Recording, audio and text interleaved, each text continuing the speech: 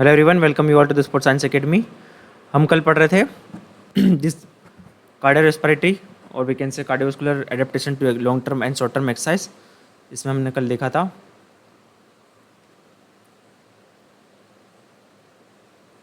ये सारी चीज़ें देखी थी, राइट। हमने स्ट्रोक वॉल्यूम पढ़ रहे थे। हम स्ट्रोक वॉल्यूम ने हमें क्या पढ़ा अभी तक? End diastolic volume, ejection fraction and this factor affecting stroke volume, that this all we have studied. Muscle pump, venous return, Frank Starling mechanism and this all factor. Now अब stroke volume during exercise, ये हमने देख लिया stroke volume क्या होता है, क्या क्या फैक्टर्स है जो डिसाइड करते हैं, है ना। यहाँ तक हमने देख लिया था। स्ट्रोक वॉल्यूम होता है क्या, इजेक्शन फ्रैक्शन क्या होता है, and diastolic volume and systolic volume में क्या आता है, ये हमने सबने देख लिया। अब हम पढ़ेंगे कि एक्सरसाइज के टाइम पे कैसे होता है स्ट्रोक वॉल्यूम में चेंजेस, क्या एलिथेट्रेट में एडेप्टेशंस होते हैं स्ट्रोक वॉल्यूम को लेकर। ये सारी चीज़ें हम पढ़ेंगे आज के इस सेशन में। आवाज़ आ रही है मेरी क्लियर सबको? So we will study today the effect of exercise on stroke volume. How does elite athlete develop large amount of stroke volume through training, and heart rate relationship with stroke volume and cardiac output. This all we will study today. Distribution of blood flow, blood pressure, effect of exercise, different kind of exercise on blood pressure. ये आज हम सारा पढ़ेंगे आज के इस session में. So if we talk about the stroke volume during exercise, जैसे जैसे हम एक्सरसाइज करते हैं क्या होता है, स्ट्रोक वॉल्यूम हमारा बढ़ेगा। ये बढ़ता है, कब तक बढ़ता है? ये हमारा है VO2 मैक्स। ये बढ़ता है 40 to 60% of your VO2 max तक। उसके बाद में क्या हो जाएगा? Plateau. Further there will be no increasing in stroke volume. हमारा जो मैक्सिमम कैपेसिटी है VO2 मैक्स का, ये VO2 मैक्स सपोज बढ़ते जा रहा है, स्ट्रोक वॉल्यूम यहीं तक बढ़ेगा। कहाँ तक बढ़ेगा? 40 to 60% तक। जब तक हम हमारा VO2 मैक्स का, VO2 मैक्स मतलब हमारा 100% वर्कआउट का, हम 40-60% अचीव कर लेंगे, तब तक हमारा स्ट्रोक वॉल्यूम बढ़ेगा। उसके बाद में stroke volume will be plateau in case of untrained और beginners, right. In case of untrained beginner, जैसे जैसे हम एक्सरसाइज करते हैं स्ट्रोक वॉल्यूम बढ़ेगा 40 to 60% तक। But in case of elite endurance athlete, elite athlete, trained athletes, stroke volume उसके आगे भी बढ़ सकता है। स्टिल स्ट्रोक वॉल्यूम में increase more than this capacity, maybe beyond 80%, ठीक है, in case of trained athlete, highly trained athlete. तो आपको एक क्वेश्चन आता है, सपोज ये आया था एग्जाम में, नॉर्मल पर्सन में कब तक स्ट्रोक वॉल्यूम बढ़ता है, तो उसका आंसर था 40 to 60% ऑफ VO2 मैक्स। ये पूछा गया था नेट में, ठीक है। आपको यहाँ तक क्लियर है? क्लियर है? लिख लो। अनट्रेंड में 40 to 60% तक, ट्रेंड में मोर देन दिस, में go beyond 70-80% of VO2 max. Got it? अब इसका रीज़न क्या हो सकता है? इसका रीज़न क्या हो सकता है कि सबसे पहले तो ट्रेंड और अनट्रेंड का छोड़िए, इसका रीज़न क्या हो सकता है कि हायर इंटेंसिटी पे हमारा स्ट्रोक वॉल्यूम फर्दर नहीं बढ़ रहा है, प्लेटू हो गया। Yes, anyone? What may be the reason behind this, that after 40 to 60% of achievement of maximum heart rate, there is a no further increasing in the stroke volume at higher intensity of exercise. Yes, क्या reason हो सकता है? Any idea, any guess? बताइए। चलो बताता हूँ मैं क्या होगा हायर इंटेंसिटी पे। इसको साइड से कर देते हैं। अब देखो, इसमें आ जाता है हमारे हार्ट रेट का कॉन्सेप्ट। ये हार्ट रेट यहाँ तक आपको कंडीशन समझ में आ गई ना? मैंने क्या पूछा आपको, क्लियर है ना? मैंने क्या पूछा कि स्ट्रोक वॉल्यूम हायर इंटेंसिटी पे क्यों नहीं बढ़ता है ना? सपोज ये क्या है, हमारी इंटेंसिटी ऑफ एक्सरसाइज है। जैसे जैसे इंटेंसिटी बढ़ रही है एक्सरसाइज की, ठीक है, हार्ट रेट भी बढ़ेगा, हार्ट रेट भी बढ़ेगा।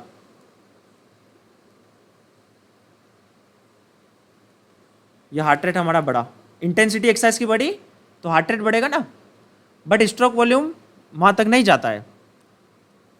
ठीक है, ये क्या है, सपोज मेरी एक्सरसाइज की इंटेंसिटी है ना, और ये क्या है, हार्ट रेट है, बट स्ट्रोक वॉल्यूम उसके साथ में नहीं कंपनसेट कर पाता, स्ट्रोक वॉल्यूम यहीं तक रह जाता है। ठीक है, तो इसका रीज़न क्या हो सकता है? ये इंटेंसिटी ऑफ एक्सरसाइज। देखो, अब आपको मैंने कल एक कॉन्सेप्ट बताया था, क्या बताया था? यहाँ तक कैचअप कर पा रहे हो? क्वेश्चन समझ पा रहे हो ना कि स्ट्रोक वॉल्यूम क्यों नहीं बढ़े यहाँ तक?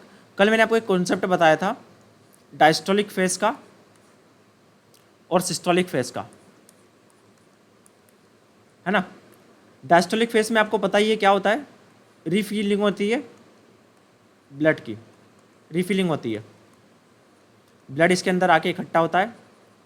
और सिस्टोलिक फ्लड फेज में क्या होता है, सिस्टोलिक फेज में क्या होता है, ब्लड जाता है बाहर हार्ट के, है ना? ये ब्लड गया हार्ट, ये डायस्टोलिक फेज है, ये सिस्टोलिक ब्लड है। अब हार्ट रेट क्या होता है? हार्ट रेट क्या है? डायस्टोलिक सिस्टोलिक फेज का वो है ना, रिपीटेड डायस्टोलिक सिस्टोलिक फेज है। क्या होता है हार्ट रेट में?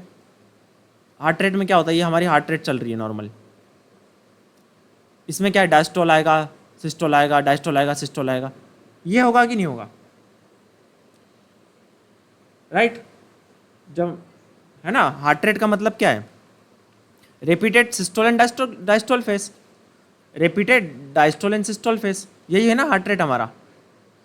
अब ये पर मिनट के हिसाब से देखो, सपोज पर मिनट के हिसाब से हमारा हार्ट रेट है 70-80 beats per minute during normal resting condition. अब मेरी एक्सरसाइज बढ़ी, इंटेंसिटी बढ़ी, तो क्या होगा, ये फेज क्या होगा, और क्लोजर आ जाएगा। तो यहाँ पे आप क्या देख सकते हो कि डायस्टोल का जो टाइमिंग है वो कम हुआ, यहाँ पे जो टाइमिंग मिला डायस्टोल को, जो टाइम मिला रिफिलिंग के टाइम पे हार्ट को, वो कम हुआ कि नहीं हुआ हार्ट रेट के बढ़ने की वजह से? बताओ, हार्ट रेट बढ़ेगी तो रेस्टिंग स्टेट में कम टाइम में रहेगा ना। As heart rate increases, heart क्या है, रेस्टिंग स्टेट में कम टाइम के लिए स्टे करेगा। इज इट नीट, है कि नहीं? जब रेस्टिंग स्टेट में हार्ट रेट कम स्टेट के लिए रहेगा तो रिफिलिंग का टाइमिंग नहीं कम हो जाएगा? डायस्टोल फेज का टाइम हो गया तो इससे क्या हो गया, रिफिलिंग कम हो जाएगा ना। क्या होगा इससे, रिफिलिंग कम हो जाएगा।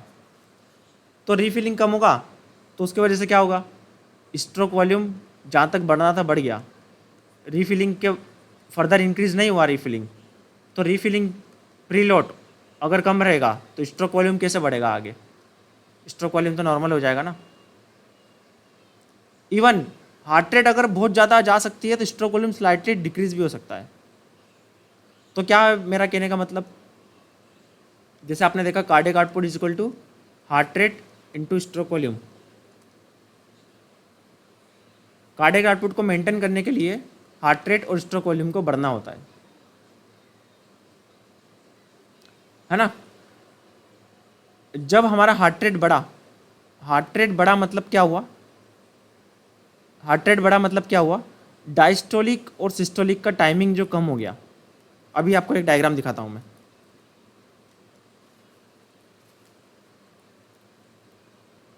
कार्डियक साइकिल में अगर हम देखें, ये देखो, ये 75 बीट्स पर मिनट पे डायस्टोलिक का टाइम कितना है, 5 सेकेंड। वेंट्रिकल की बात कर रहे हैं हम ये, और सिस्टोलिक का टाइम कितना, 0.3 सेकेंड।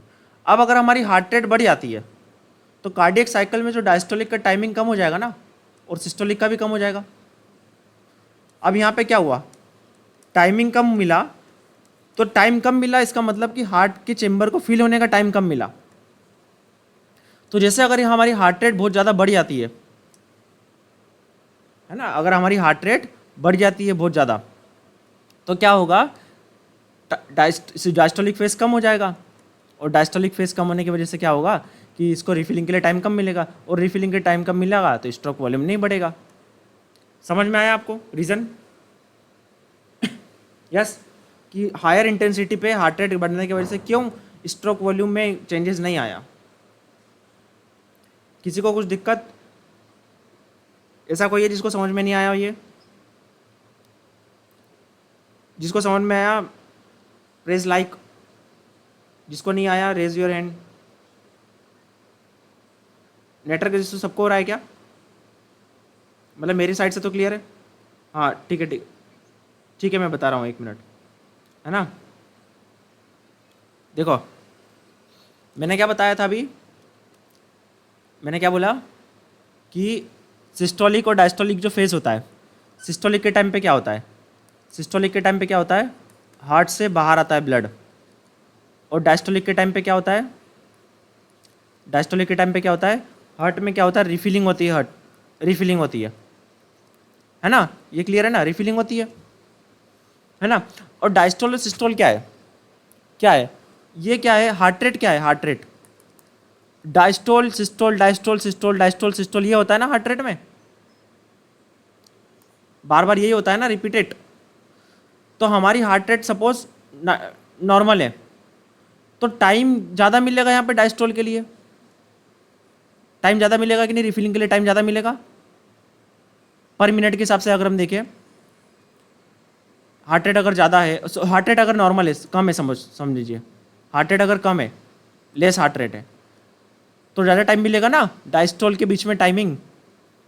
पर अगर हमारी हार्ट रेट बढ़ जाती है, हार्ट रेट अगर सपोज हमारी बढ़ जाती है, तो इनके बीच का टाइमिंग, डायस्टोलिक फेज का जो टाइमिंग है वो बढ़ जाएगा, कम हो जाएगा ना, रिफिलिंग का टाइम कम मिलेगा ना,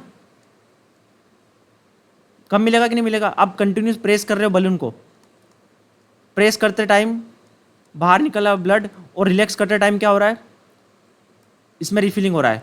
आपने प्रेस करने की टाइमिंग को बढ़ा दी, बार बार प्रेस करते जा रहे हो बलून को, तो टाइमिंग रिफिलिंग का कम मिलेगा, तो रिफिलिंग कम होगी इसमें, हार्ट स्ट्रोक वॉल्यूम की क्या बोलते हैं, प्रीलोड कम होगा, रिफिलिंग कम होगी, तो रिफिलिंग कम होने की वजह से क्या होगा, स्ट्रोक वॉल्यूम कोई चेंजेस नहीं आएगा हायर इंटेंसिटी की एक्सरसाइज पे।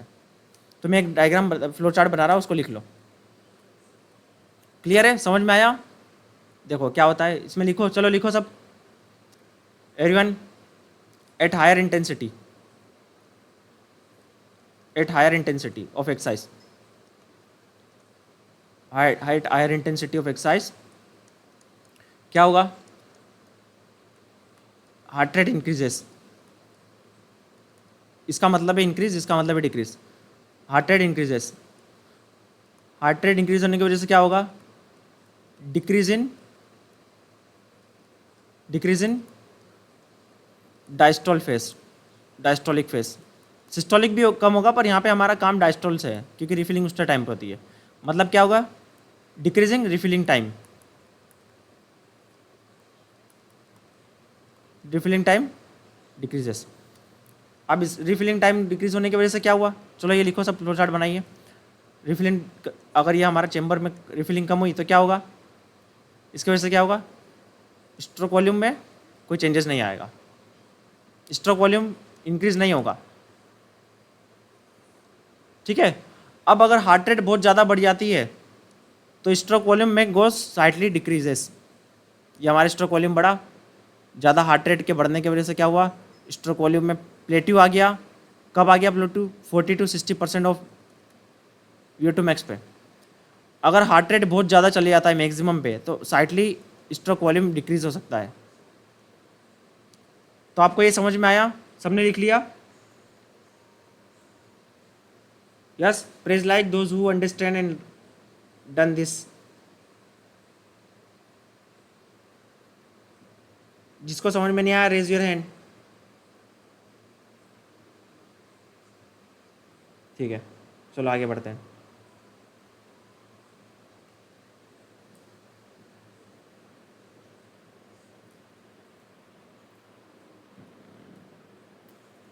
तो हम क्या थे, मैंने क्या बोला कि अनट्रेंड एथलीट में 40 to 60% तक बढ़ता है स्ट्रोक वॉल्यूम, हार्ट रेट बढ़ते जाता है बट स्ट्रोक वॉल्यूम 40 to 60% तक बढ़ता है। ठीक है, उसका रीज़न आपको मैंने बता दिया क्यों, उसके बाद में प्लेटो क्यों हो जाता है। So here you can see here in untrained और moderately trained subjects stroke volume does not increase beyond 40 to 60% of VO2 max. Okay, therefore at work greater than 40 to 60% of VO2 max, the raise in cardiac output due to heart rate alone.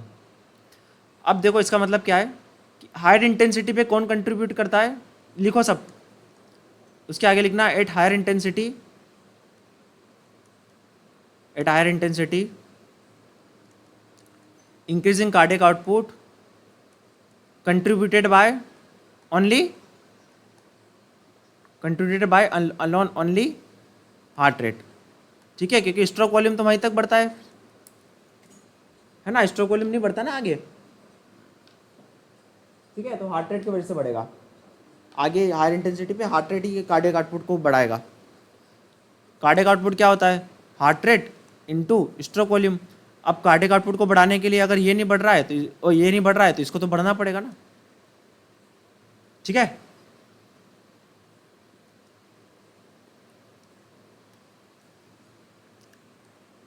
The physiology, हाँ maximum तक, अगर intensity बढ़ते जा रही तो maximum तक, वरना वो भी प्लेटू आ जाएगा। अगर स्टेडी स्टेट एक्सरसाइज है, स्टेडी स्टेट एक्सरसाइज मतलब एक नॉर्मल से मॉडरेट लेवल की जॉगिंग करते जा रहे हैं तो प्लेटो आ जाएगा, हार्ट रेट में भी लगातार तो नहीं बढ़ता जाएगा ना। हाँ, तो physiological explanation of plateau in stroke volume at higher heart rate, देखो मैंने क्या बताया था वो लिखा हुआ है। The time available for higher heart rate पे क्या होता है, हायर हार्ट रेट पे, ये लोअर हार्ट रेट था हमारा। The time available for yes ventricle filling is decreased, therefore end diastolic volume में प्लेटू और मैं slightly decrease at higher intensity of exercise, है कि नहीं। मिल गया रीज़न आपको ये, ऐसा क्यों, एग्जाम में ये पूछा गया था, हमारा एक्सप्लेनेशन ये रहा ऐसा क्यों हुआ। अब हम बात करते हैं भाई अनट्रेंड की, पर एंडोरेंस एथलीट में क्यों बढ़ते जाता है ये उसके बाद भी बियॉन्ड 40 to 60% ऑफ एक्सरसाइज। पर ये ऐसा तो नहीं होता, ये तो किसकी बात कर रहे हैं हम, अनट्रेंड और moderately trained. Then what about the highly trained, what about the highly trained, it's question mark, it still goes beyond 60%, stroke volume still goes beyond 60% with heart rate and intensity, with intensity and heart rate. The reason behind this, हाँ stroke volume भी contribute करेगा at higher intensity of exercise, तभी तो उनका cardiac output 40 litre तक पहुंच जाता है। दोनों का कंट्रीब्यूशन बहुत ज़्यादा होता है, heart rate and stroke volume दोनों का कंट्रीब्यूशन बहुत ज़्यादा हो जाता है। अब उसका रीज़न क्या है, क्यों एंडोरेंस एथलीट में, देखो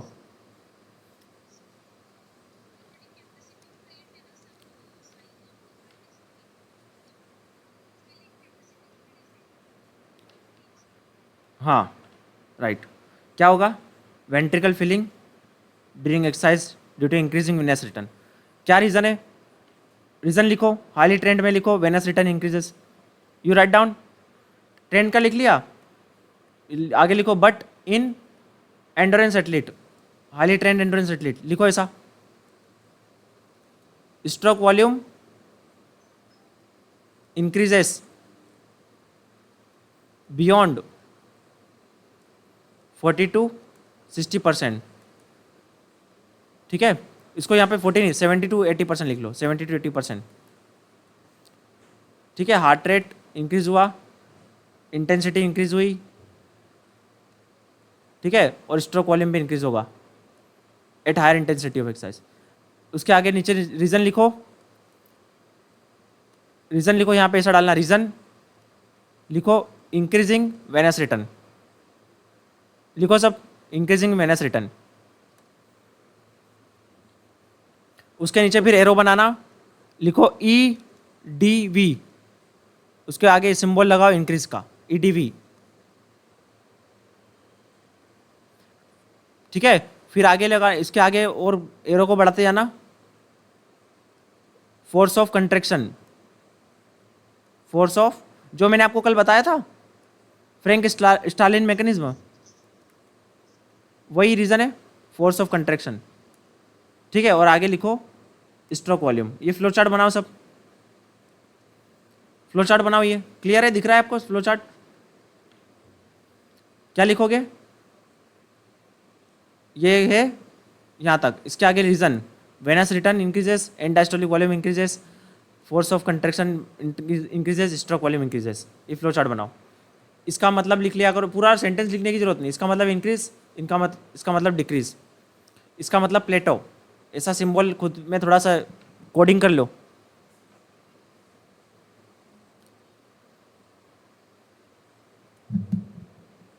लिख लिया सबने? जिसने लिख लिया प्रेस लाइक।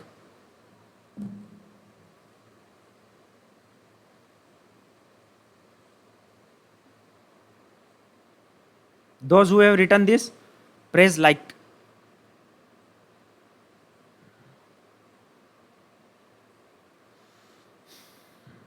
ठीक है,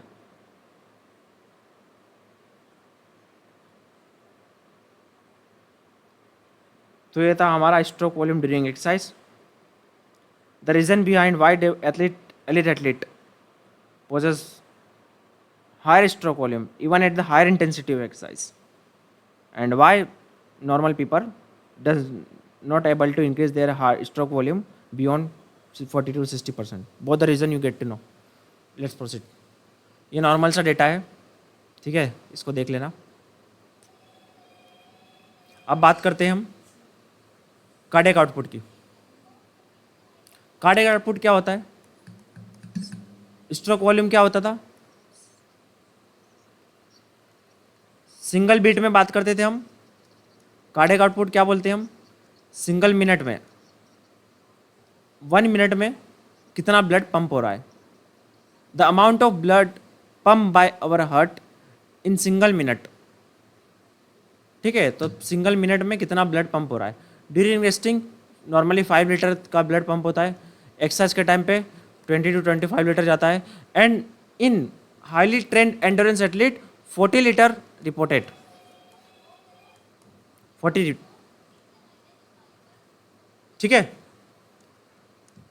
हार्ट रेट के बढ़ने के वजह से, it is a product of stroke volume and heart rate, दोनों के बढ़ने की वजह से क्या होगा? कार्डियक आउटपुट बढ़ेगा। Heart rate, stroke volume, cardiac output, इन दोनों के बढ़ने की वजह से क्या होगा? हार्ट रेट बढ़ेगा। जैसे जैसे एक्सरसाइज की इंटेंसिटी बढ़ते जाती है, जैसे जैसे इंटेंसिटी बढ़ेगी एक्सरसाइज की, है ना, VO2 मैक्स बढ़ेगा, वॉल्यूम ऑफ ऑक्सीजन कंजप्शन बढ़ेगा। कैसे बढ़ेगा? क्योंकि हमारा कार्डियक आउटपुट बढ़ेगा। कार्डियक आउटपुट क्यों बढ़ेगा? क्योंकि हमारा heart rate and stroke volume बढ़ेगा। इंटेंसिटी बढ़ेगी, कार्डियक आउटपुट बढ़ेगा, VO2 मैक्स बढ़ेगा। कार्डियक आउटपुट क्यों बढ़ेगा? क्योंकि स्ट्रोक वॉल्यूम एंड ये बढ़ेगा। ठीक है, VO2 मैक्स बढ़ने के और भी कारण क्या है? सबसे पहले थोड़ा सा मैं आ जाता हूँ कार्डियक आउटपुट से बाहर। VO2 max is equal to cardiac output into arterial venous oxygen difference. आएंगे कार्डियक आउटपुट के ऊपर। यह है हमारा VO2 max, volume of oxygen consumption. यहाँ पे अगर VO2 मैक्स की बात कर रहे हैं तो यहाँ पे कार्डियक आउटपुट मैक्स आना चाहिए। अगर जिस वॉल्यूम ऑफ ऑक्सीजन की कंजप्शन की बात कर रहे हैं तो मैक्स हटा दो यहाँ से। ठीक है, तो ये प्रोडक्ट हो रहा ना कि हमारी मसल्स, सुनो इधर बच्चों ध्यान से, ये फॉर्मूला लिख लो। कार्डियक आउटपुट के ऊपर वापस आएंगे। हमारी मसल्स पर मिनट में, पर केजी ऑफ मसल्स कितना ऑक्सीजन का कंजप्शन करती है, यह है वॉल्यूम ऑफ ऑक्सीजन कंजप्शन। और VO2 मैक्स मतलब क्या होगा?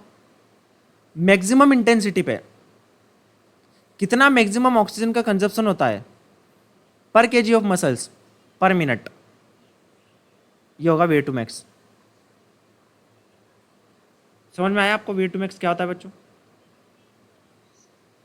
है ना, volume of oxygen consumption by hour, maximum volume of oxygen consumption by hour per KG of muscles per minute. ठीक है, तो यहाँ पे देखो आप, कार्डियक आउटपुट सपोज तुम्हारा मैक्सिमम गया 30 लीटर, ठीक है। अब ये कितना ऑक्सीजन का कंजप्शन होता है, ये रेस्पिरेटरी में पढ़ेंगे हम अच्छे से डिटेल में, मैं अभी थोड़ा सा बता देता हूँ। रेस्ट के टाइम पे इधर से आर्टेरियल ब्लड में पर 100 लीटर पर डेसीलीटर मतलब पर 100 ml ब्लड में 20 ml ऑक्सीजन आता है। पर 100 ml ब्लड में, इसको डेसीलीटर बोलते हैं, पर 100 ml ब्लड में 20 लीटर ऑक्सीजन इधर से आता है। मसल्स लेती है ओनली 5 to 4 ml, बाकी का जो ब्लड है वापस वेनस में चले जाता है 14 to 15। रेस्ट के टाइम पे ये बढ़ जाता है 14 to 15 ml, मसल्स इतना लेती है। तो ये है ऑक्सीजन आर्टेरियल और ये वेनस, ये वेनस ब्लड है, ये आर्टेरियल ब्लड है। तो आर्टेरियल वेनस ऑक्सीजन डिफरेंस मतलब कितना ऑक्सीजन मसल्स कंज्यूम कर रही है, तभी तो इसमें से इसको माइनस करूंगा मतलब क्या है, मसल्स कंज्यूम कर रही है। तो ये होता है VO2 max। अब देखो VO2 max बढ़ने से क्या होता है, VO2 max बढ़ेगा, क्यों बढ़ेगा, क्योंकि कार्डियक आउटपुट बढ़ेगा। अल्टीमेटली हमें सप्लाई करनी है लार्ज अमाउंट ऑफ ब्लड की टू द वर्किंग मसल्स। अब देखो ये था हमारा कार्डियक आउटपुट के बारे में, है ना। अब कार्डियक आउटपुट अगर हम बात करें, सपोज नॉर्मली हम क्या है अभी लेइंग पोजीशन पे हैं। अगर डिफरेंट पोजीशन का इफेक्ट क्या देखते हैं, इफेक्ट ऑफ बॉडी पोजीशन, ठीक है, ऑन कार्डियक आउटपुट। अगर हम ये देखें क्या होता है, अभी हम लेइंग पोजीशन पे हैं तो हमारा कार्डियक आउटपुट लो होना चाहिए, राइट। लेइंग से आप आ गए सिटिंग पोजीशन पे, सिटिंग से आ गए, अभी इंक्रीज होना चाहिए ना कार्डियक आउटपुट, इंक्रीज होना चाहिए ना, सपोज इतना है। अरे थोड़ा सस्पेंस मत खोलो यार Jaikant, wait for 1 minute, let them prompt to all the students. Palak तो चुप ही रहना, ठीक है। देख लिया ना रिकॉर्डिंग, अभी एक बार चुप रहो, ठीक है। बच्चों को, नए बच्चों को थोड़ा दिमाग लगाने दो। इसमें क्या होता है, स्ट्रेस डालते हैं वो दिमाग पे, तो खुद से थोड़ा सोचने की कोशिश करेंगे ना वो, तो लर्निंग अच्छे से होगी। अब यहाँ पे अगर हम सिटिंग पोजीशन पे आते हैं, अब इसके बाद में क्या होगा, ये स्ट्रोक वॉल्यूम इंक्रीज होगा। नाउ हार्ट रेट इंक्रीज होता है, हार्ट रेट भी इंक्रीज होगा लीनियरली। अब यहाँ पे आ जाते हैं स्टैंडिंग पोजीशन पे, स्टैंडिंग पोजीशन पे, उसके बाद में रनिंग पोजीशन पे। ये रनिंग कर रहा है सपोज, ठीक है, रनिंग पोजीशन पे, या वॉकिंग या रनिंग, तो स्ट्रोक हार्ट रेट तो लीनियरली बढ़ेगा, हार्ट रेट ऐसे बढ़ते जाएगा बढ़ते जाएगा बढ़ते जाएगा। पर स्ट्रोक वॉल्यूम में हमें क्या देखने को मिलेगा, स्ट्रोक वॉल्यूम बढ़ा लेइंग तक, उसके बाद में डाउन गया, फिर हमने क्या किया, रनिंग या वॉकिंग स्टार्ट की, तो हार्ट स्ट्रोक वॉल्यूम वापस बढ़ेगा। तो यहाँ देखो ये फ्लो, इसमें आप फ्लो देख सकते हो, ये हार्ट रेट बढ़ा पोजीशन से आते आते, laying position, sitting position, standing, तो ठीक है कोई दिक्कत नहीं। नॉर्मल रेस्टिंग से जा रहे हैं हम रनिंग की तरफ, तो प्रोग्रेसिवली हार्ट रेट बढ़ा क्योंकि एनर्जी की रिक्वायरमेंट बढ़ी। स्ट्रोक वॉल्यूम में हमने क्या देखने को मिला कि लेइंग पोजीशन से हम सिटिंग पोजीशन पे आए और सिटिंग से स्टैंडिंग में आए, पर स्ट्रोक वॉल्यूम यहाँ पे कम हो गया। वॉकिंग करा, ये बढ़ गया, ये बढ़ गया, ठीक है। अब इसका रीज़न क्या होगा, क्या होगा इसका रीज़न,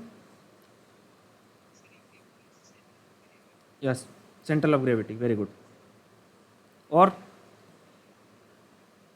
पर यहाँ पे कैसे बढ़ गया, वॉकिंग भी तो सेंट्रल ऑफ ग्रेविटी है, यहाँ पे नहीं सीजी अप्लाई होगी क्या,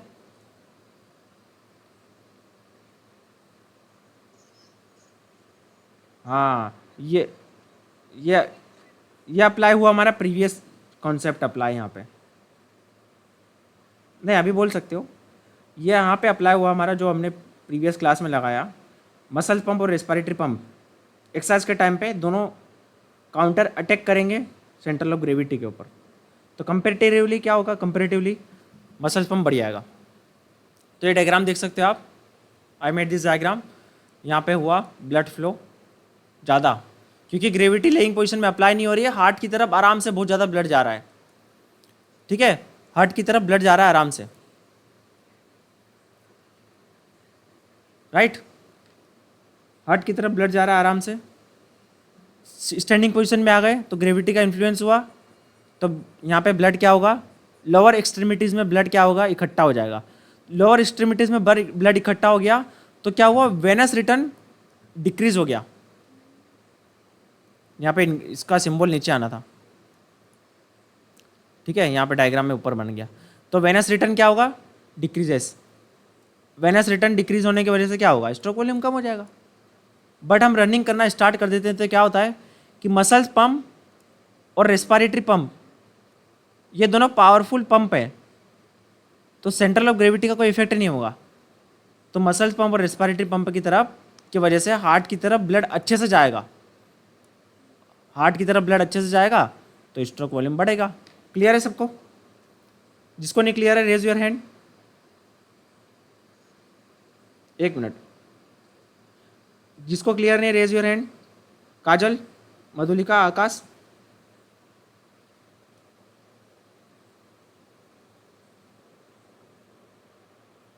और किसको नहीं क्लियर है?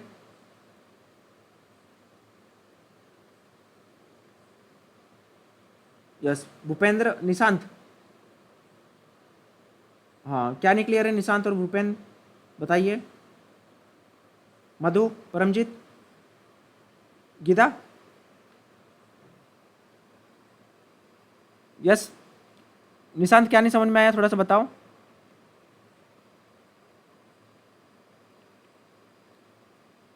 देखो मैं बताता हूँ, हाँ।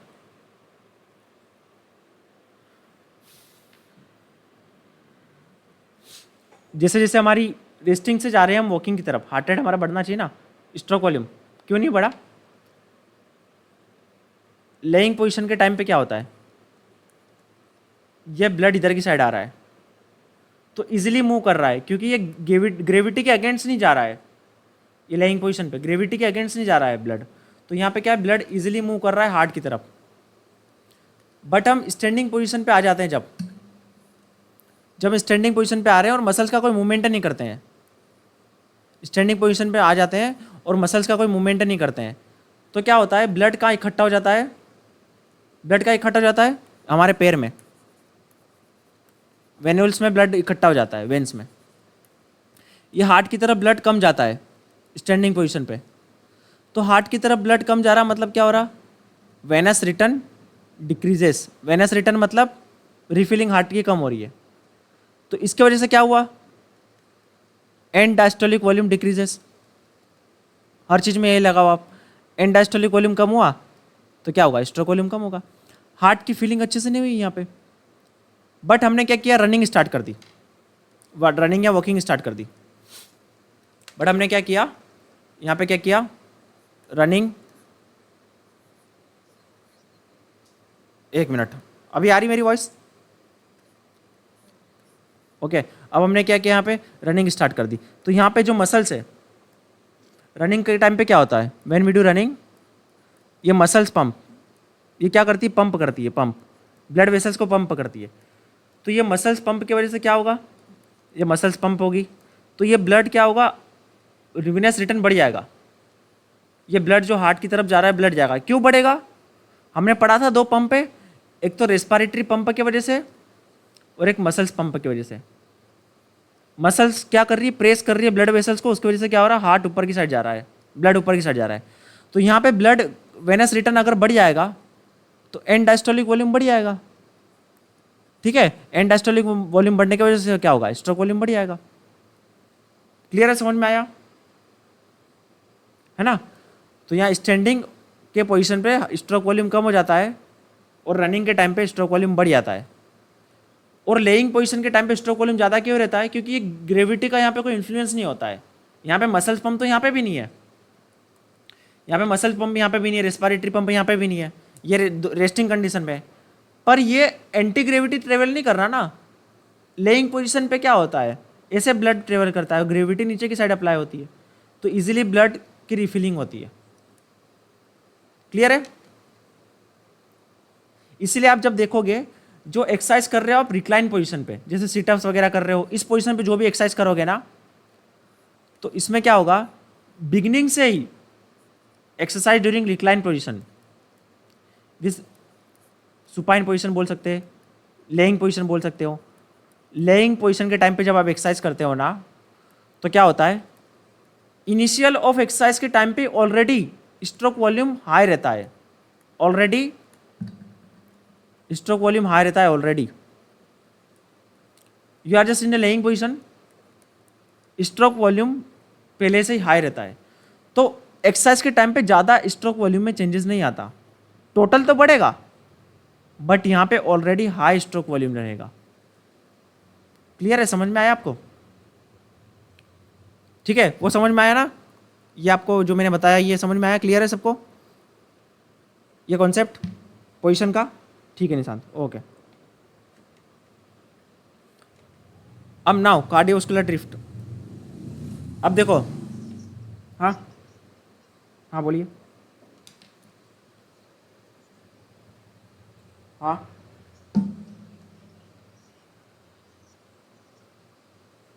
एक मिनट, मैं पलटाता हूँ ग्राफ।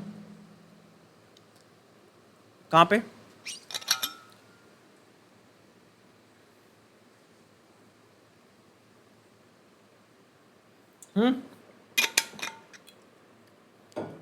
कहाँ पे? हेलो, हाँ जयकांत, कहाँ पे? ये जॉग और रन, अरे नहीं यार वो ऐसे ही है, वो तो क्या, जॉगिंग के टाइम पे बोला तो हमारा जॉगिंग के टाइम पे स्टार्टिंग में 40 to 60% पे बढ़ गया, उसके बाद में कोई खास चेंजेस नहीं आता इंटेंसिटी बढ़ाने के टाइम पे। तो ये तो माइनर सा फ्लक्चुएशन है, ये तो इतना इसमें इतना हाईलाइट नहीं किया गया है, इसको यहाँ तक होना चाहिए थोड़ा सा, समझ रहे हो? हाँ डिफरेंस रहना चाहिए, ठीक है, इंटेंसिटी बढ़ने के टाइम पे। अब ये जॉगिंग का क्या है, ये थोड़ा सा मतलब इसमें इस चीज़ को टारगेट नहीं किया गया है, मैंने इस चीज़ को दर्शाया गया है, उस पर इसलिए इतना फोकस नहीं है, बाकी इसको रहना था पार्सली तो ज़्यादा रहना था, राइट है ना? Right, good.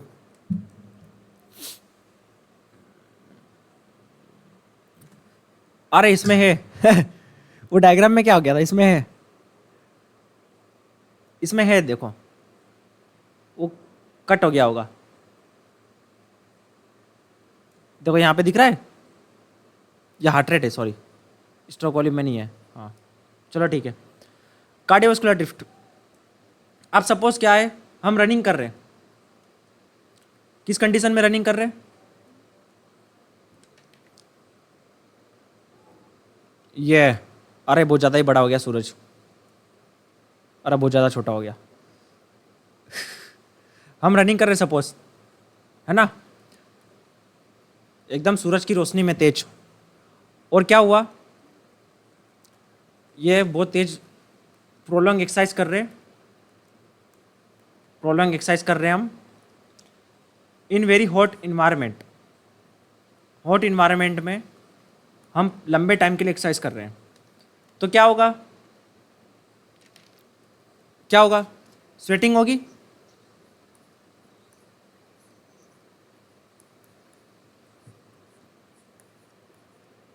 यहाँ पे क्या होगा, स्वेटिंग होगी, ठीक है, ये यहाँ से क्या होगा, हमारे बहुत ज़्यादा स्वेटिंग होगी, है ना? तो क्या होगा, स्वेटिंग होने से क्या होगा, स्वेटिंग होने से, यस स्वेटिंग होने से क्या होगा, प्रसन्नजीत, किरण, नितिन, क्या होगा स्वेटिंग होने से, क्या होगा, आकाश, मधुलिका, इलेक्ट्रोलाइट्स के साथ में क्या लूज होगा, हाँ दूसरे भी बोलो, मधुलिका, सुधांशु, ब्रिटेन, अमन, प्रसन्नजीत, क्या कम होगा, प्लाज्मा वॉल्यूम, प्लाज्मा वॉल्यूम, ठीक है, प्लाज्मा वॉल्यूम, प्लाज्मा वॉल्यूम कम होगा, है ना। तो क्या होगा, अब प्लाज्मा वॉल्यूम कम हुआ है टोटल बॉडी का, हमने अगर प्रोलॉन्ग एक्सरसाइज की है तो प्लाज्मा वॉल्यूम कम हो गया। तो प्लाज्मा वॉल्यूम कम होने से क्या इफेक्ट होगा, ये हमारा हार्ट है, टोटल बॉडी का वॉल्यूम कम हो जाएगा ना, ब्लड वॉल्यूम, ब्लड वॉल्यूम कम हो रहा है ना, प्लाज्मा वॉल्यूम कम हो रहा है मतलब ब्लड वॉल्यूम कम हो रहा है। तो ये रिफिलिंग के कौन इफेक्ट नहीं करेगा क्या, है ना। तो ये क्या करेगा, रिफिलिंग को क्या करेगा, इफेक्ट करेगा। इससे क्या होगा, रिफिलिंग कम हो जाएगी। क्या होगा इससे, end diastolic volume, end diastolic volume कम हो जाएगा, है ना, एंड डायस्टोलिक वॉल्यूम कम हो जाएगा। अब यहाँ तक आपको समझ में आया, एंड डायस्टोलिक वॉल्यूम कम होने की वजह से क्या होगा, स्ट्रोक वॉल्यूम कम हो जाएगा। द सेम कॉन्सेप्ट जैसे हमने पिछली बार देखा था, अभी पोजीशन की वजह से, रिफिलिंग कम होने की वजह से प्रीलोड ब्लड इतना ज़्यादा इकट्ठा होता था बॉडी में, बट ब्लड वॉल्यूम कम होने की वजह से क्या हो गया, सॉरी हार्ट में इतना ही इकट्ठा हो रहा है हार्ट में। तो जब इतना कम इकट्ठा हो रहा है, ये एंड डायस्टोलिक वॉल्यूम है, इतना कम इकट्ठा हो रहा है तो स्ट्रोक वॉल्यूम भी कम हो जाएगा ना, इसको हम प्रेस करेंगे तो कम निकलेगा ब्लड बाहर, है कि नहीं। तो ये स्ट्रोक वॉल्यूम कम हो गया। यहाँ तक कंडीशन समझ में आई सबको, यस, यहाँ तक सबको समझ में आई कंडीशन। मेघराज, किरण, मधु, खुशबू, समझ में आया, ठीक है। प्लाज्मा वॉल्यूम कम हुआ, ब्लड वॉल्यूम कम हुआ, ब्लड वॉल्यूम कम हुआ तो एंडास्टोलिक वॉल्यूम कम हुआ, एंडास्टोलिक वॉल्यूम कम हुआ तो स्ट्रोक वॉल्यूम कम हुआ। स्क्रीनशॉट ले लो इसका।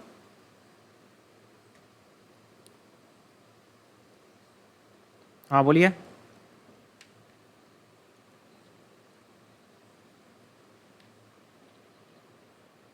एक मिनट इसको जरा खत्म कर ले फिर उसके बाद आना। हाँ, इसको मैं जरा अभी पढ़ा नहीं हमने पूरा कंप्लीट, क्योंकि वो फिर चेंज हो जाएगा टॉपिक हमारा, है ना। एक मिनट। हाँ अब देखो, अब हम रनिंग कर रहे हैं, ये हम रनिंग कर रहे हैं अभी, बट अब क्या चाहिए हमें, फिर भी कार्डियक आउटपुट मेंटेन करना है।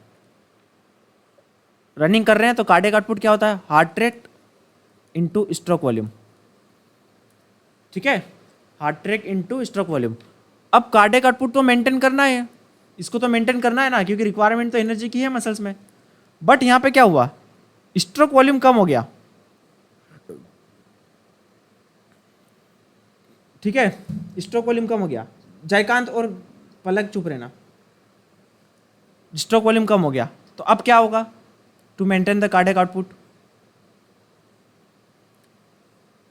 To maintain the cardiac output क्या होगा changes, yes, increasing in heart rate. तो यहां पे क्या हुआ, to maintain the cardiac output as a compensatory response heart rate goes up, as a compensatory response, उसके बदले में, क्योंकि स्ट्रोक वॉल्यूम कम हो गया, हार्ट रेट कार्डियक आउटपुट तो मेंटेन करना ही है ना। मैं इसका प्रोडक्ट देखूँ अगर 150 इंटू सपोज ये स्ट्रोक वॉल्यूम 100, यहाँ पे हमारे ब्लड जा रहा है 15 लीटर, अब यहाँ पे 15 लीटर मेरे को मेंटेन करना है कैसे भी करके। अब ये 150 ml स्ट्रोक वॉल्यूम था, अब ये हो गया 120 ml, फिर भी मेरे को तो यहाँ पे इतना पंप करना है तो हार्ट रेट को बढ़ाना पड़ेगा, ठीक है। तो as a compensatory response heart rate goes up. अब इस चीज़ को क्या बोलेंगे, कार्डियोवास्कुलर ड्रिफ्ट, इस कॉन्सेप्ट को क्या बोलेंगे, कार्डियोवास्कुलर ड्रिफ्ट। क्लियर है कार्डियोवास्कुलर ड्रिफ्ट क्या होता है ना। During the hot and humid environment, when you go for running for prolonged period of time, as a part of sweating you lose plasma volume. Due to losing plasma volume, your total blood volume decreases. So by decreasing result in, due to decreasing blood volume, the end diastolic volume decreases. If the end diastolic volume decreases, stroke volume decreases. But in order to maintain the optimum level of stroke cardiac output, as a compensatory response, our heart rate goes up. And this whole phenomena is known as cardiovascular drift. Everyone got it? Take this screenshot and make this flowchart in your copy.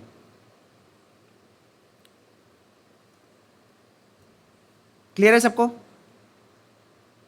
Kiran clear है? Bhupendra clear है भाई? भूपेंद्र, पलक clear है? काजल, निशांत, प्रसन्नजीत, किसजीत, लिचा, दोर्थी,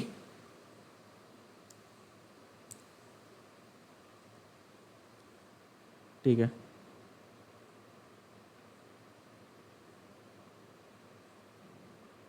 ये flow chart बना लो, ऊपर heading डाल देना cardiovascular drift. Sentence वगैरह लिखने की जरूरत नहीं है नोट्स में, ऐसे ऐसे नोट्स बनाया करो फ्लो चार्ट में, ठीक है। जो चीज़ें नहीं पता हो वो थोड़ा सा लिख सकते हो सेंटेंस के फॉर्म में, बाकी ट्राई करो कि पूरा इज डीज ये सब चीज़ें फालतू की चीज़ें नहीं डालना, सेंटेंस को बढ़ाना नहीं, रिवीजन करने में आसान हो जाएगा। लिख लिया सबने? हाँ किस, हाँ स्वेटिंग की वजह से प्रोलॉन्ग एक्सरसाइज, स्वेटिंग हमने कर ली, स्वेटिंग के एंड, नहीं नहीं, ये स्वेटिंग ये एक्सट्रीम कंडीशन है, जब हम हॉट ह्यूमिड इन्वायरमेंट में रनिंग कर रहे हैं, बहुत ज़्यादा स्वेटिंग हो गई और बहुत लंबे समय से एक्सरसाइज कर रहे हैं, तब जाके होगा ये, आसानी से नहीं। हाँ किसका कुछ क्वेश्चन था, अल्टीट्यूड वगैरह कुछ कोई बोल रहा था, किसी को कुछ कुछ पूछना था इसमें?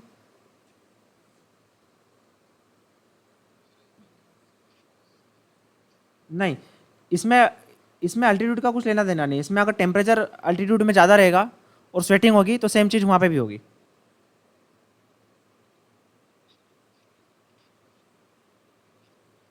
हाँ हाँ, परफॉर्मेंस में इसका मेजर इफेक्ट हो सकता है, अगर ऑक्सीजन भी कम है अगर हाई एल्टीट्यूड पे, तो वहाँ पे मेजर इन्फ्लुएंस होगा परफॉर्मेंस के ऊपर, है ना।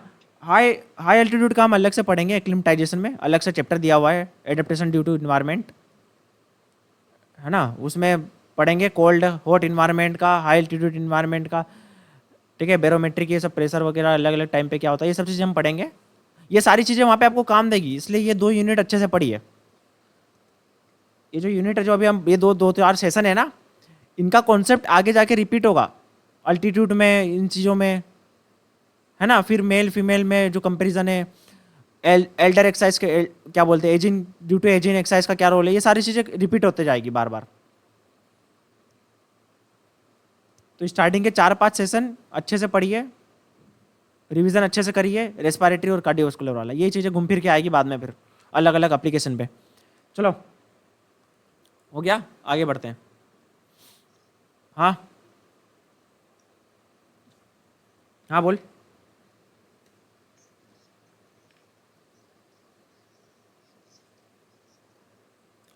हाँ तो ज़्यादा हो गया तो होगा, कम होगा तो नहीं होगा, है ना। स्वेटिंग,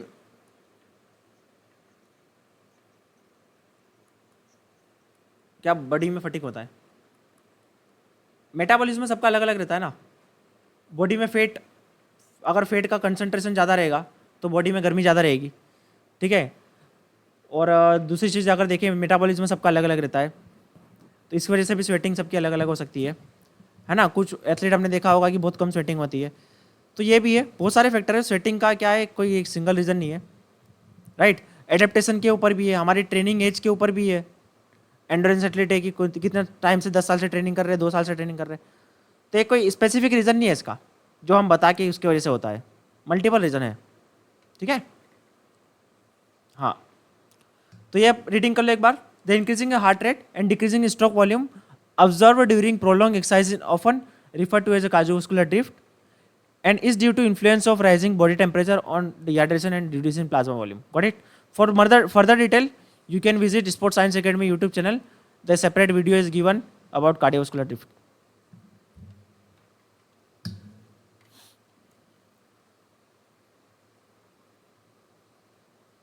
ये वही सेम चीज बता रहा है। चलो, cardiac output and oxygen consumption. Cardiac output oxygen consumption के साथ में कार्डियक आउटपुट लीनियरली बढ़ता है, एक्सरसाइज बढ़ने के साथ में, इंटेंसिटी बढ़ने के साथ में कार्डियक आउटपुट लीनियरली बढ़ता है। Cardiac output at rest and during submaximal exercise at given intensity does not change much following endurance training. In fact cardiovascular cardiac output can decrease slightly. क्या बोल रहा है, इसका मतलब क्या है? क्या बोल रहा है, एंड्योरेंस ट्रेनिंग अगर हम कर रहे हैं बहुत टाइम से, तो हमारा कार्डियक आउटपुट और रेस्ट के टाइम पे कार्डियक आउटपुट और सम मैक्सिमम एक्सरसाइज के टाइम पे at given intensity does not change.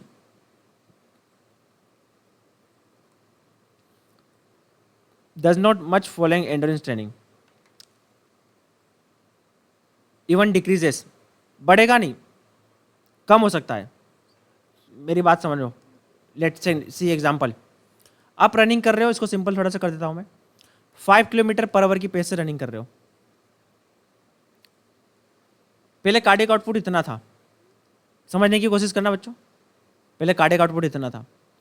मैंने एंड्योरेंस ट्रेनिंग करी बहुत टाइम के लिए, 1 साल से 2 साल से रनिंग कर रहा हूँ. 1 साल से 2 साल से रनिंग कर रहा हूँ, तो क्या कार्डियक आउटपुट बढ़ेगा मेरा?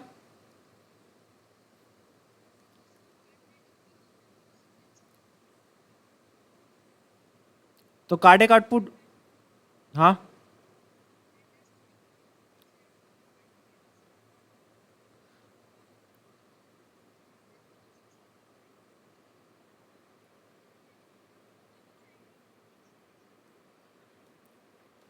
ठीक है. तो क्या होता है, एक पर्टिकुलर इंटेंसिटी वगैरह मैंने ट्रेनिंग कर ली, तो ये कार्डियक आउटपुट क्या होगा, या तो सेम रहेगा या तो slightly decreases. It's, we are not talking about the maximum cardiac output, ये चीज़ का ध्यान रखना आप. अब आपको कई बार एग्जाम में क्या होता है, कंफ्यूजन होता है इस चीज़ को लेके. मैं ये क्वेश्चन को 2 तरीके से बना सकता हूँ. एक क्वेश्चन मेरा ये है, समझो बच्चों, what will be the effect of endurance training on maximum cardiac output या कार्डियक आउटपुट मैक्सिमम. तो ये इंक्रीज होगा कि डिक्रीज होगा? यस, बताइए बच्चों. एंड्योरेंस ट्रेनिंग की वजह से मैक्सिमम कार्डियक आउटपुट क्या होगा, इंक्रीज होगा कि डिक्रीज होगा? क्या होगा? इंक्रीज होगा. क्या होगा? इंक्रीज होगा. ये 2 अलग अलग क्वेश्चन पूछने के तरीके हैं. अब मैंने दूसरा क्वेश्चन पूछा, what will be the effect of endurance training on cardiac output at some maximum exercise intensity और एट रेस्ट. इस टाइम पे क्या होगा, इंक्रीज होगा या डिक्रीज होगा? इंक्रीज होगा या डिक्रीज होगा? इस टाइम पे क्या होगा, डिक्रीज होगा. मेरा, हाँ बोलिए.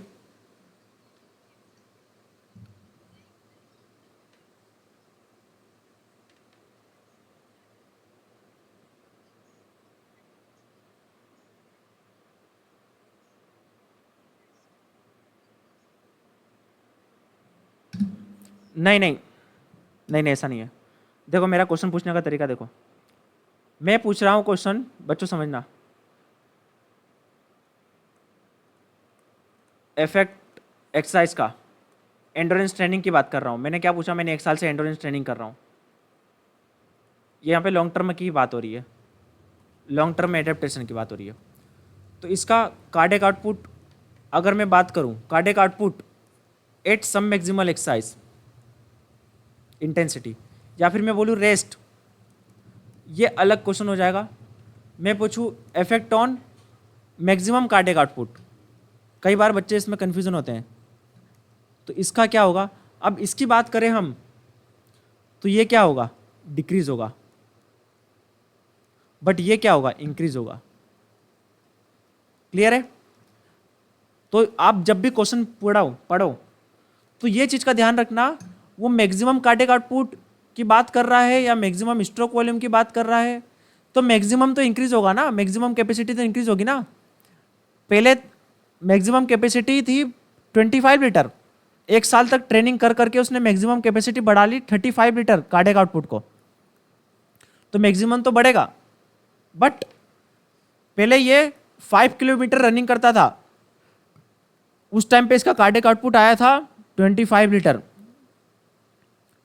अब ये सेम 2 साल बाद हार्ड ट्रेनिंग के बाद में 5 किलोमीटर रनिंग कर रहा है, पर इसका कार्डियक आउटपुट आया 22 लीटर। एक पर्टिकुलर इंटेंसिटी पे हमारा कार्डियक आउटपुट कम होगा, या सब मैक्सिमम इंटेंसिटी पे या रेस्ट पे हमारा कार्डियक आउटपुट या स्ट्रोक वॉल्यूम कम होगा। क्यों? क्योंकि उसकी एफिशिएंसी बढ़ चुकी है। तो ये दोनों चीज़ों में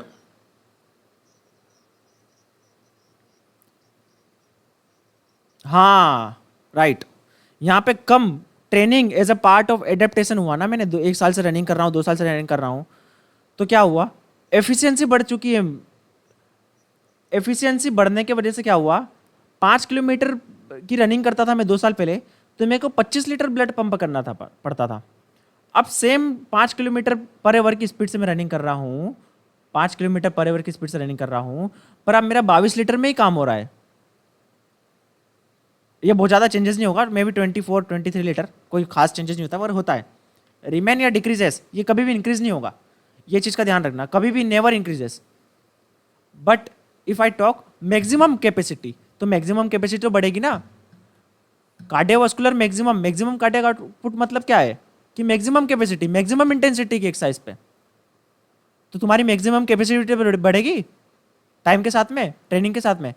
तो ये दोनों चीज़ों पे डिफ्रेंशिएट करना जब भी आप क्वेश्चंस पढ़ो, कि वो पर्टिकुलर इंटेंसिटी, सब मैक्सिमम इंटेंसिटी की बात कर रहा है या मैक्सिमम की बात कर रहा है, चाहे वो स्ट्रोक वॉल्यूम का पूछे या कार्डियक आउटपुट का पूछे, इन दोनों का आंसर अलग अलग होगा। ठीक है, किन दोनों का आंसर, एट रेस्ट या एट पर्टिकुलर इंटेंसिटी, ठीक है, एक पर्टिकुलर इंटेंसिटी या फिर सब मैक्सिमम एक्सरसाइज, इसमें हाँ सेम होगा, सेम होगा, सेम होगा। और मैं बात करूँ मैक्सिमम की, तो इन दोनों का आंसर अलग अलग होगा, ये चीज़ का ध्यान रखना। डिक्रीजिंग और इंक्रीजिंग अलग अलग होगा, इन चीज़ों में कन्फ्यूजन होता है अक्सर एमसीक्यूज में। क्लियर है सबको?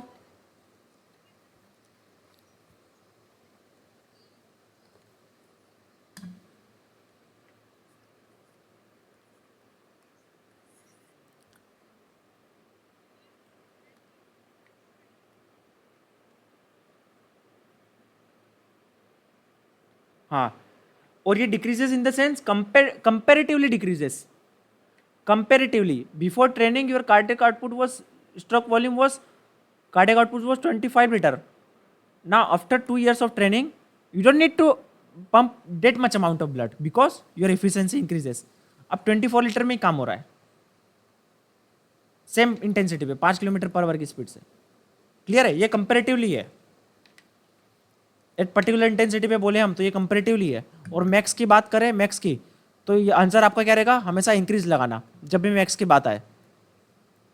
ठीक है, जब मैं पूछूं कार्डियक आउटपुट का मैक्स या स्ट्रोक वॉल्यूम का मैक्स पूछूं, मैक्सिमम कार्डियक आउटपुट, तो क्या आएगा आपका आंसर आएगा, आंसर आना चाहिए increasing as a part of adaptation. But मैं पूछूं कि at particular intensity, at rest, at maximum submaximal exercise intensity, तब मैं क्वेश्चन पूछूं, तब आपका आंसर क्या आएगा, डिक्रीज। ठीक है, अब कई सारे इसको आपको एमसीक्यूज वगैरह 2-3 गलत मिलेंगे क्योंकि वो इनकम्प्लीट क्वेश्चंस रहते हैं, तो उसमें कंफ्यूज मत होना। आपको 2-3 एमसीक्यूज ऐसे मिलेंगे जो इनकम्प्लीट पूछे जाते हैं, मतलब उसका क्वेश्चन इन्होंने ढंग से पूछा नहीं गया, तो उसमें कंफ्यूज मत होना कि इंक्रीज दिया है या डिक्रीज दिया है, कॉन्सेप्ट ये याद रखना। ठीक है, क्लियर है सबको? हाँ, तो देखो अब उसका रीज़न क्या है, जो हमने बोला कि एक पर्टिकुलर इंटेंसिटी पे, ये एक बार थोड़ा सा लिख लो, क्या ये तुम लिख लो एक बार, क्या था, cardiac output and stroke volume as a part of adaptation, है ना। ठीक है, यहाँ पे 2-3 ईयर का हुआ, तो क्या होगा, एट पर्टिकुलर इंटेंसिटी, ये लिखो सब, एट पर्टिकुलर इंटेंसिटी। ठीक है, क्या होगा, यहाँ पे लिख लो सब, डिक्रीज।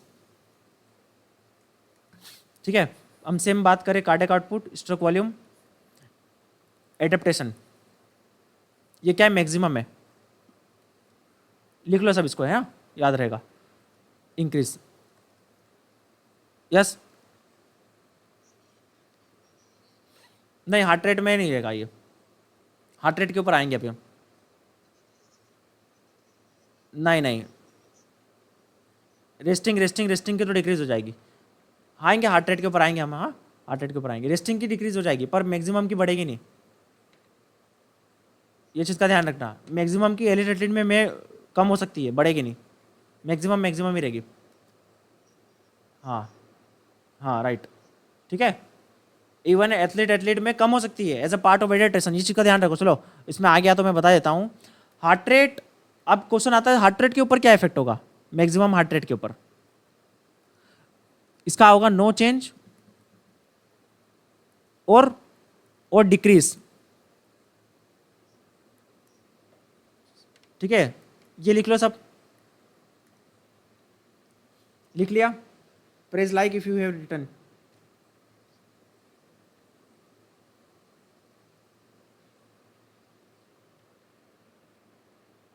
हाँ वेंट्रिकल देखो, वेंट्रिकल देखो क्या होता है एंडोरेंस एथलीट में, इसेंट्रिक हाइपरट्रोफी होती है ना, ठीक है। स्ट्रोक वॉल्यूम उनका इफेक्टिव रहता है, बहुत बड़ा हुआ रहता है। तो as a part of adaptation जब हमारा स्ट्रोक वॉल्यूम बढ़ गया तो हार्ट को ज़्यादा मशक्कत करने की जरूरत ही नहीं। अगर मैं बात करूं स्ट्रोक वॉल्यूम और हार्ट रेट, कार्डियक आउटपुट को बढ़ाने के लिए कौन सा हेल्दी वे है, इसको बढ़ाना हेल्दी वे है या इसको बढ़ाना हेल्दी वे है? चलो बताइए बच्चों, किसका कंट्रीब्यूशन ज़्यादा होगा तो अच्छा रहेगा हार्ट के लिए और आपकी बॉडी के लिए? स्ट्रोक वॉल्यूम ये जितना ज़्यादा अच्छा होगा उतना बेटर वे है। हार्ट रेट का बढ़ना मतलब हार्ट को ज़्यादा मशक्कत करनी पड़ रही है। तो as a part of adaptation हमारा स्ट्रोक वॉल्यूम बढ़ जाता है। ये आपने मैंने बोला ये VO2 मैक्स बढ़ रहा है, स्ट्रोक वॉल्यूम मैक्स बढ़ रहा है। तो जब स्ट्रोक वॉल्यूम मैक्स बढ़ रहा है तो हार्ट रेट को ज़्यादा मशक्कत करने की जरूरत क्या है?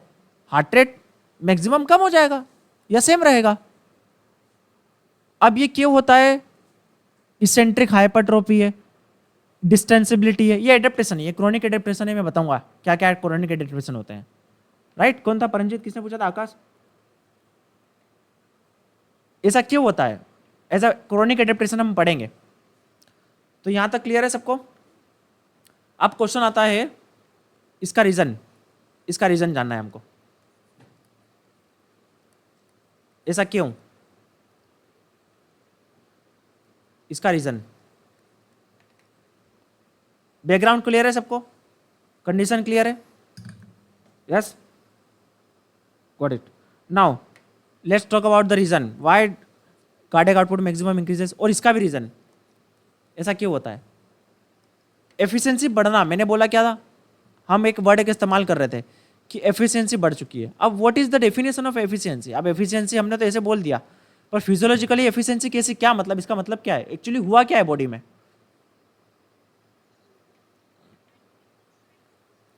नहीं नहीं, ये तो देखो उसके वजह, हार्ट के ऊपर मत जाओ, इसका हार्ट से कोई लेना देना नहीं है।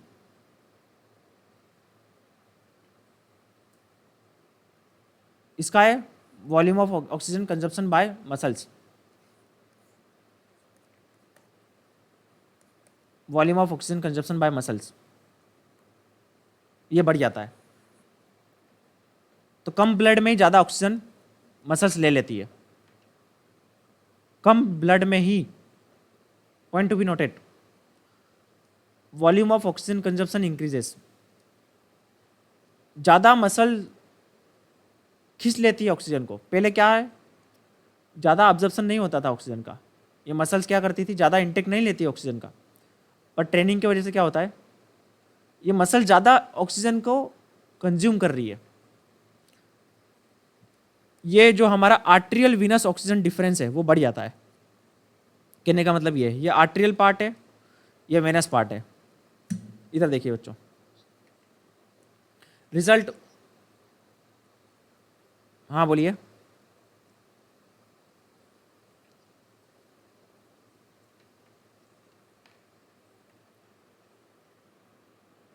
किसके रेशियो में?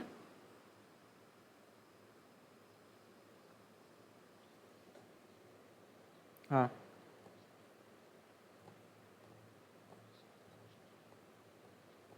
नहीं नहीं नहीं नहीं नहीं नहीं, वो नहीं होता, मसल्स में कभी भी कन्वर्जन नहीं होता, जो रहता है वही रहता है, बाकी प्रॉपर्टीज एक्वायर्ड हो जाती है,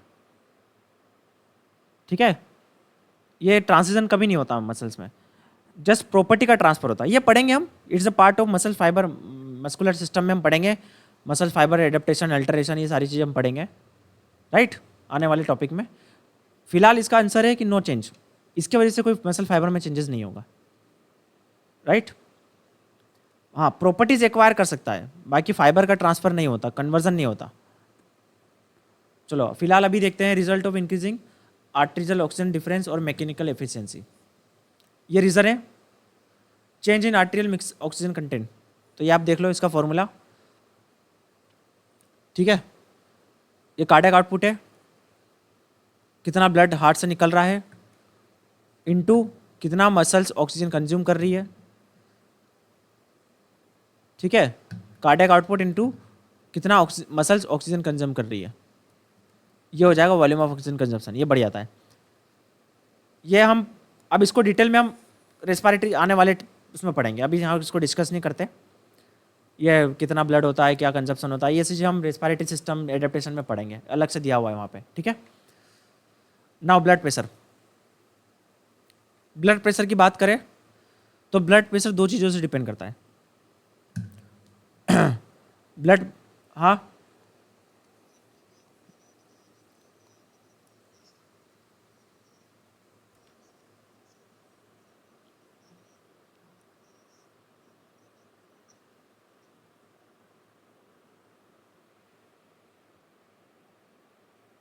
कहाँ पे ये बॉक्स,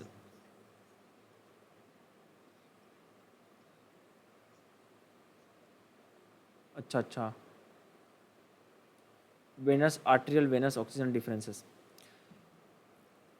इसका में रीज़न हो सकता है, एक तो डिफ्यूजन कैपेसिटी हो सकता है, एक तो होमोग्लोबिन का नंबर बढ़ जाना, ठीक है, प्लाज्मा होमोग्लोबिन में चेंजेस आ जाना। तो एंड्रेस एथलीट में आपने देखा होगा ज़्यादा होमोग्लोबिन रहता है तो ये ज़्यादा ऑक्सीजन का कैरिंग होगा, तो इसका कंसंट्रेशन यहाँ पे बढ़ जाएगा, तो ग्रेडियंट में भी चेंजेस आ सकता है, तो उसके वजह से यहाँ क्या हो सकता है, ऑक्सीजन का कंजप्शन बढ़ सकता है, पॉसिबल रीजन, गॉट इट। और भी कई सारे एडवर्टाइजमेंट होते होंगे, फिलहाल तो यही है। ब्लड प्रेशर सिंपल सी बात है, बेसिक आपको ज़्यादा बताऊंगा नहीं, जो भी मूविंग ब्लड या ब्लड वॉल के ऊपर, ब्लड वेसल के ऊपर प्रेशर लगाता है उसको ब्लड प्रेशर बोलते हैं, राइट। सिस्टोलिक ब्लड प्रेशर मतलब क्या होता है, जब कंट्रैक्शन के टाइम पे ब्लड प्रेशर अप्लाई होता है। डायस्टोलिक मतलब जो रिलैक्सेशन के टाइम पे, आपको मैंने डायस्टोलिक और सिस्टोलिक के बारे में बताया ही है, रेस्ट के टाइम पे। तो ऑब्वियसली ये कंट्रैक्शन के टाइम पे है तो ये ज़्यादा ही होगा,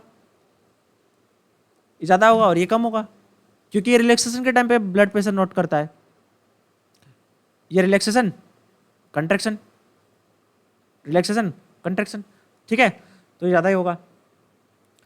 अब प्रोलॉन्ग एक्सरसाइज करने से क्या होता है, सिस्टोलिक ब्लड प्रेशर तो हमारा बढ़ता है, एक्सरसाइज के साथ में सिस्टोलिक ब्लड प्रेशर तो बढ़ता है, ठीक है। बट प्रोलॉन्ग एक्सरसाइज करने के बाद में एक लगातार हम कंटिन्यू एक्सरसाइज करते जा रहे हैं तो सिस्टोलिक ब्लड प्रेशर उसके टाइम पे प्लेटू हो जाएगा या तो फिर स्लाइटली डिक्रीज हो जाएगा। और जबकि बात करें डायस्टोलिक ब्लड प्रेशर में कोई चेंजेस नहीं आएगा, डायस्टोलिक ब्लड प्रेशर नहीं बढ़ेगा। समझ में आ रहा है? इधर देखिए,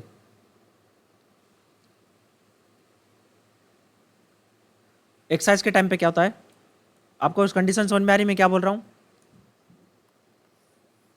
सिस्टोलिक ब्लड प्रेशर बढ़ेगा पर डायस्टोलिक ब्लड प्रेशर नहीं बढ़ेगा during normal dynamic exercise. I am not talking about isometric exercise, ठीक है। और अगर ये एक्सरसाइज ज़्यादा प्रोलॉन्ग है तो देयर में be slightly decrease in stroke volume and here it never increases, decreases prolong exercise के टाइम पे। अब इसका रीज़न क्या हो सकता है, देखो क्या क्या हो सकता है इसका रीज़न। जब हम एक्सरसाइज करते हैं, हाँ हाँ सुन लिया, एक मिनट। अब यहाँ पे क्या करते हैं हम, ये जो पेरिफेरल ब्लड वेसल्स है ना, अब देखो ब्लड प्रेशर होता क्या है, उसके लिए आपको समझना है ब्लड प्रेशर क्या होता है, cardiac output into total peripheral resistance. इन दोनों का मेजर फैक्टर है ब्लड प्रेशर। विस्कोसिटी वगैरह ये तो सब है, बट उसमें कोई तुरंत चेंजेस नहीं आ रहा ना, हम इन तीनों की बात कर रहे हैं। Viscosity, length of blood vessels, ये सारी चीज़ें हैं, but majorly blood pressure depend करता है इन दो चीज़ों के ऊपर। लिखो इसे।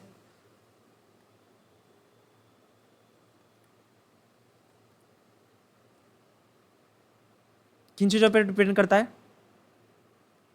Cardiac output and total peripheral resistance. Clear है सबको यहाँ तक? हाँ बता रहा हूँ। ये जो हमारी बॉडी है, ये देखो,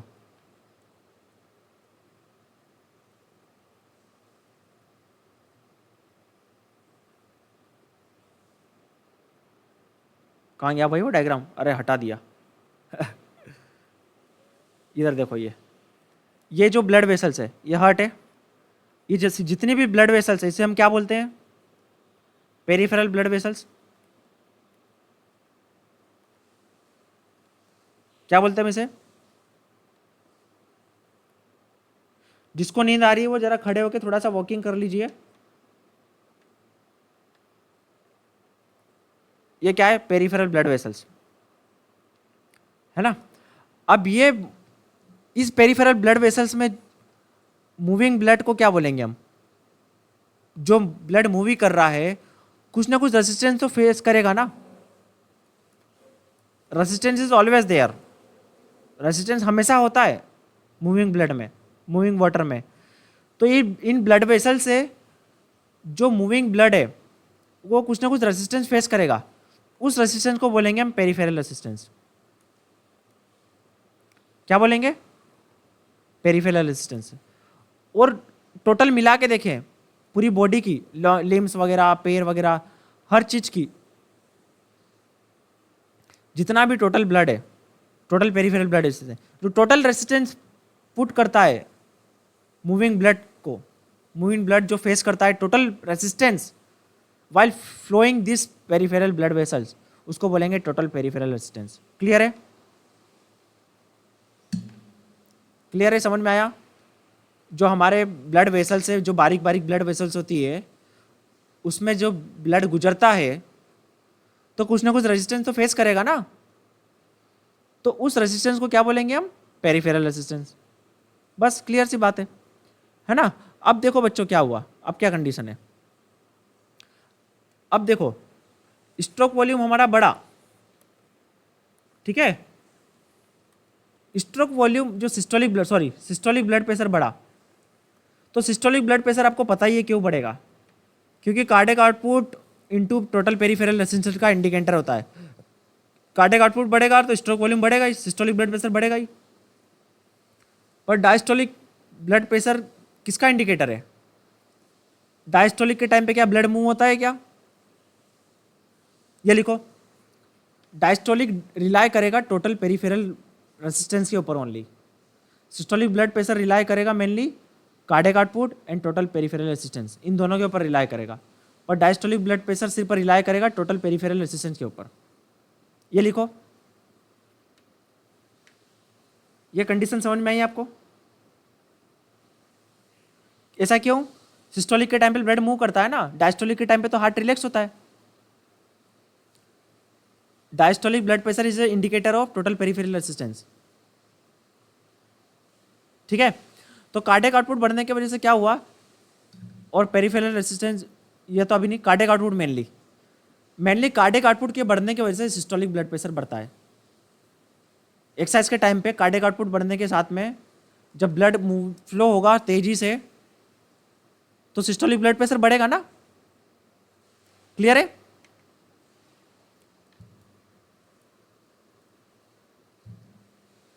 तो ये रीजन है क्यों सिस्टोलिक ब्लड प्रेशर बढ़ता है और डायस्टोलिक ब्लड प्रेशर में कोई खास चेंजेस नहीं आता, लिटिल चेंजेस आता है, स्लाइटली इंक्रीज, स्लाइटली डिक्रीज।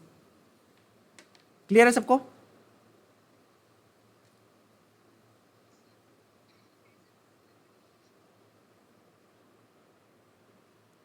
नहीं, इसका डिक्रीज होने का कुछ वो नहीं है रीज़न।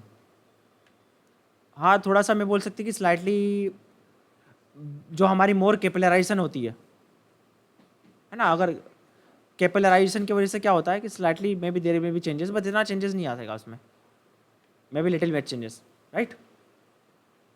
तो क्या हमारा ब्लड प्रेशर किन किन चीज़ों पे डिपेंड करता है? ये विस्कोसिटी वगैरह तो खास चेंजेस होती नहीं ट्रेनिंग एडेप्टेशन के टाइम पे।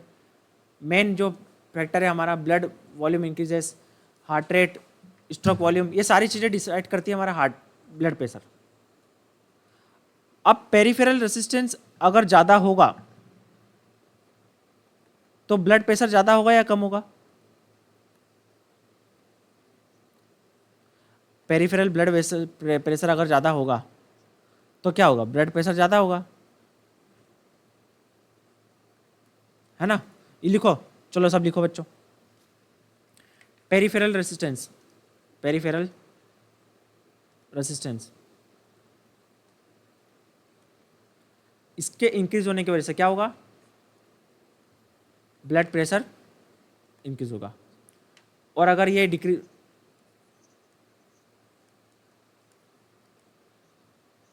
Pressure pressure blood pressure, peripheral resistance अगर, इसको ऐसा लिख सकते हैं ब्लड प्रेशर, ठीक है।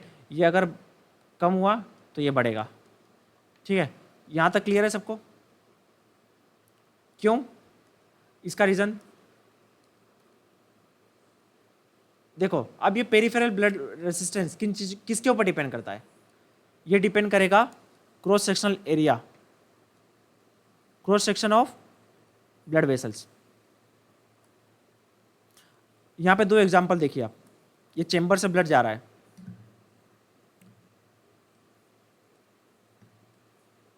एक ये वाला, दूसरा वाला, तो किसमें रेसिस्टेंस ज़्यादा होगा बताओ? ऊपर वाले में या नीचे वाले में? किसमें इजीली ब्लड फ्लो हो जाएगा? इसमें रेसिस्टेंस ज़्यादा होगा या इसमें ज़्यादा होगा? रेसिस्टेंस किसमें ज़्यादा होगा? ए वाले में या बी वाले में? चलो बताइए। हाँ, तो आपको समझ में आया? अगर इसका diameter, cross sectional area blood vessels का कम है, कम है, तो लिखो, एक और पॉइंट लिखो, यहाँ पे लिखो, इसके नीचे पेरिफेरल रेसिस्टेंस के नीचे लिखो blood vessels cross sectional area. Cross sectional area मतलब डायमीटर बोल सकते हो आप इसको, क्रॉस सेक्शनल एरिया। अगर ये क्रॉस सेक्शनल एरिया क्या हुआ, अगर कम हुआ, या फिर लिखो बढ़ाएगा, अगर ये बढ़ा तो क्या होगा? पेरिफेरल रेसिस्टेंस क्या हो जाएगा? क्या हो जाएगा पेरिफेरल रेसिस्टेंस? नहीं, क्रॉस सेक्शनल एरिया बढ़ने की वजह से पेरिफेरल रेसिस्टेंस कम हो जाएगा। लिखो, इसमें डिक्रीज लिख दो और इसको इंक्रीज लिख दो, ठीक है। समझ में आ रहा है आपको? इसमें मैकेनिकली आपको दिख रहा है, इसमें एक्सप्लेनेशन की जरूरत है क्यों ऐसा हुआ। ये क्रॉस सेक्शनल एरिया यहाँ पे बढ़ा है तो ब्लड इजीली जा रहा है ना, इसमें से रेजिस्टेंस फेस नहीं कर रहा है कुछ। यहाँ तक क्लियर है सबको? यस, अनु, किरण, सुधांशु, दोरती, मधु, अमन, नीरज। नीरज समझ में आ रहा है?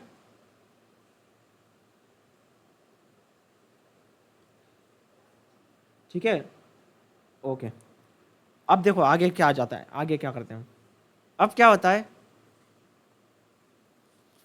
पर अब जब क्या होता है, हम प्रोलॉन्ग डायनामिक, अब मैंने आपको बताया था स्टार्टिंग में कि systolic blood pressure slightly decrease होता है अगर हम प्रोलॉन्ग एक्सरसाइज करते हैं। उसका रीज़न आपको यहाँ पता चल जाएगा।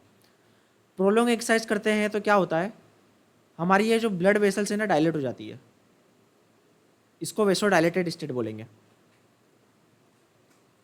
वेसो डायलेशन मतलब क्या होना, ब्लड वेसल्स का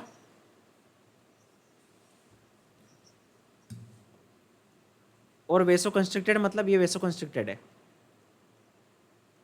कम हो जाती है। तो जब हम प्रोलॉन्ग एक्सरसाइज करते हैं ना तो क्या होता है, ब्लड वेसल वेसो डायलेटेड होती है। क्यों हो जाती है ब्लड वेसल्स वेसो डायलेटेड? क्योंकि वहाँ पे वेसो डायलेटर्स सिक्रेट होते हैं, local vasodilators. Endothelium derived hyperpolarisation factor, prostaglandins, acetylcholine, adenosine, nitric oxide, lactic acid, ये सब क्या है? वेसोडाइलेटर है। मैं नाम बता देता हूँ वेसोडाइलेटर्स का, लिख लीजिए। अब यहाँ पे एक ग्राफ बनाओ, या आप ग्राफ नहीं बनाओ, मैं लिख रहा हूँ जो लिखो। प्रोलॉन्ग एक्सरसाइज लिखो, इसके नीचे फ्लो चार्ट बनाओ। प्रोलॉन्ग एक्सरसाइज करने की वजह से क्या होगा बच्चों? Peripheral blood vessels, peripheral blood vessels क्या होगा? ब्लड वेसल्स का क्रॉस सेक्शनल एरिया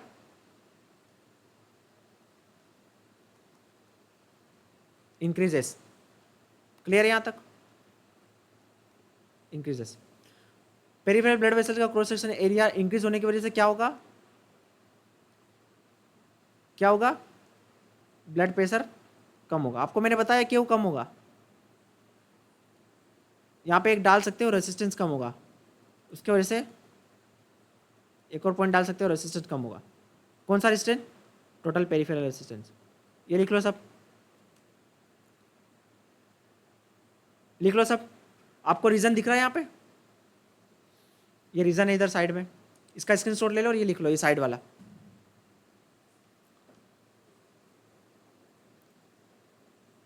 बस 10 मिनट और पढ़ेंगे, थोड़ा सा और पेशेंस रखिए।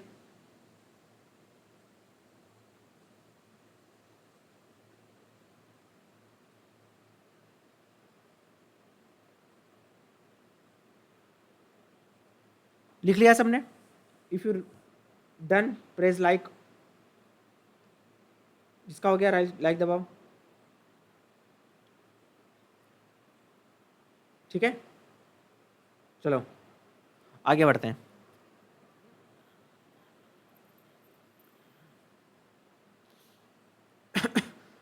ये ब्लड प्रेशर क्या हुआ? ब्लड प्रेशर कम हुआ, है ना? आगे बढ़ते हैं।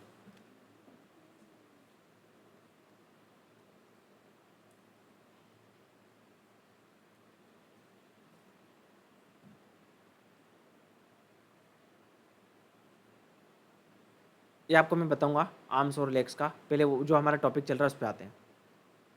डायनामिक एक्सरसाइज के टाइम पे अब दो टाइप की एक्सरसाइज देखते हैं, आइसोमेट्रिक एक्सरसाइज और आइसोटोनिक एक्सरसाइज। क्या दोनों पे सेम इफेक्ट होगा ब्लड प्रेशर का? नहीं ना, है ना? तो क्या इफेक्ट होगा देखते हैं। अगर आप आइसोमेट्रिक एक्सरसाइज कर रहे हैं और आइसोकाइनेटिक एक्सरसाइज कर रहे हैं, sorry isotonic, dynamic exercise weekend से इंक्रीजिंग सिस्टोलिक ब्लड प्रेशर क्या होगा? Increase with exercise, cardiac output के साथ में बढ़ेगा। ये सिंपल सी बात है, ये स्ट्रोक वॉल्यूम बढ़ेगा, सिस्टोलिक ब्लड प्रेशर बढ़ेगा।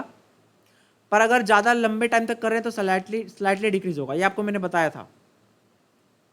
क्यों स्लाइटली डिक्रीज होगा? आपको मैंने बताया कि टोटल पेरिफेरल रेजिस्टेंस कम हो जाएगा, क्रॉस सेक्शनल एरिया बढ़ जाएगा, तो ब्लड इजीली मूव होने लगेगा, तो रेजिस्टेंस कम हो जाएगा। रेजिस्टेंस कम हो रहा मतलब ब्लड प्रेशर कम हो रहा है। ये आपको मैंने बताया इसका रीज़न, अभी आपको बताया मैंने इसका रीज़न।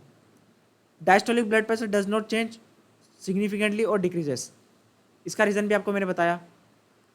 क्योंकि diastolic blood pressure cardiac output से लेना देना नहीं है ना, उसका सिर्फ टोटल पेरिफेरल रेजिस्टेंस से मतलब है। और टोटल पेरिफेरल रेजिस्टेंस एक्सरसाइज के प्रोलॉन्ग के टाइम पे कम हो जाता है। ठीक है, अब अगर हम बात करें, ये देखो वेसोडाइलेटर, पेरिफेरल रेजिस्टेंस कम हो जाता है, ब्लड प्रेशर डिक्रीज हो जाता है, डायस्टोलिक ब्लड प्रेशर। ठीक है, अब अगर हम बात करें, ये क्लियर है ना डायनामिक के टाइम पे क्या हुआ, जो मैंने आपको बताया अभी इतनी देर से हम डिस्कस कर रहे हैं वही। बट हम एक्सरसाइज करते हैं आइसोटोनिक, आइसोमेट्रिक। आइसोमेट्रिक के टाइम पे दोनों में चेंजेस आएगा, सिस्टोलिक में भी और डायस्टोलिक में। क्यों? क्योंकि आइसोमेट्रिक में क्या होता है, ये कंस्टेंट कंट्रेक्शन होता है, मसल्स क्या करती है, कंटिन्यू कंट्रेक्टेड स्टेट में रहती है। अब ये डिपेंड करता है टाइप ऑफ एक्सरसाइज में। ठीक है, अगर हमारी मसल्स कंट्रेक्टेड है, कंट्रेक्टेड, तो कंटिन्यू प्रेस होगा, कंटिन्यूस प्रेस होगा मसल्स में, तो कंटिन्यूस प्रेस होने की वजह से क्या होगा, हमारा डायस्टोलिक ब्लड प्रेशर भी बढ़ेगा। बस इतना सा रीजन है। क्लियर है? सो आइसोटोनिक के टाइम पे क्या देखा था हमने, डायनामिक एक्सरसाइज के टाइम पे क्या देखा था कि सिस्टोलिक ब्लड प्रेशर बढ़ा पर डायस्टोलिक नहीं बढ़ा।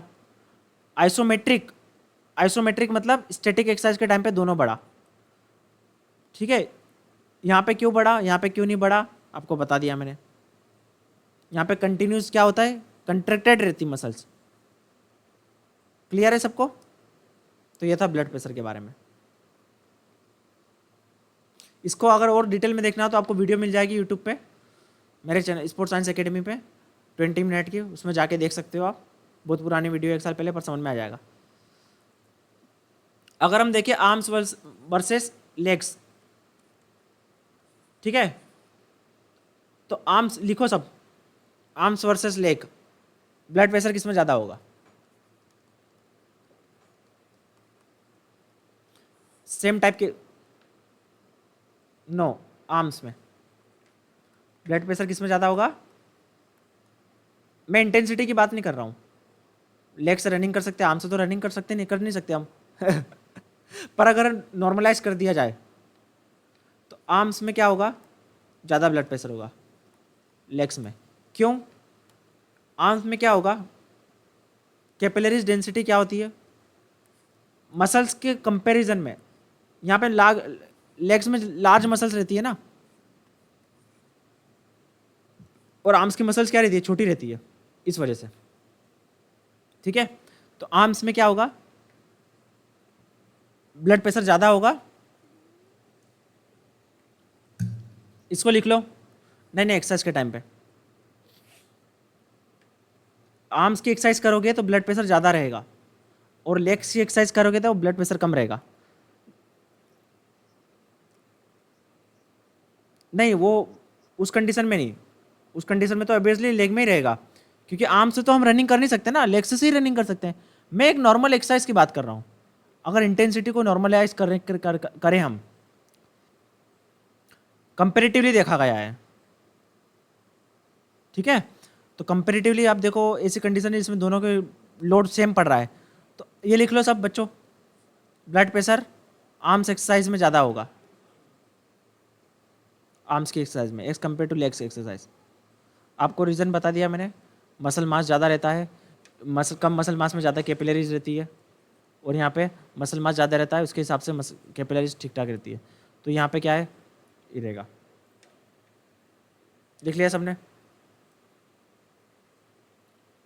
ये देखो, higher heart rate and blood pressure are higher in arms work when compare to leg work, a given oxygen uptake. Reason आपको बताया, larger muscles in leg involve in performing exercise, more resistance, therefore lower peripheral resistance. Legs की exercise में क्या रहेगा, peripheral resistance कम रहेगा इसके वजह से। ठीक है कि नहीं? ये रीजन है।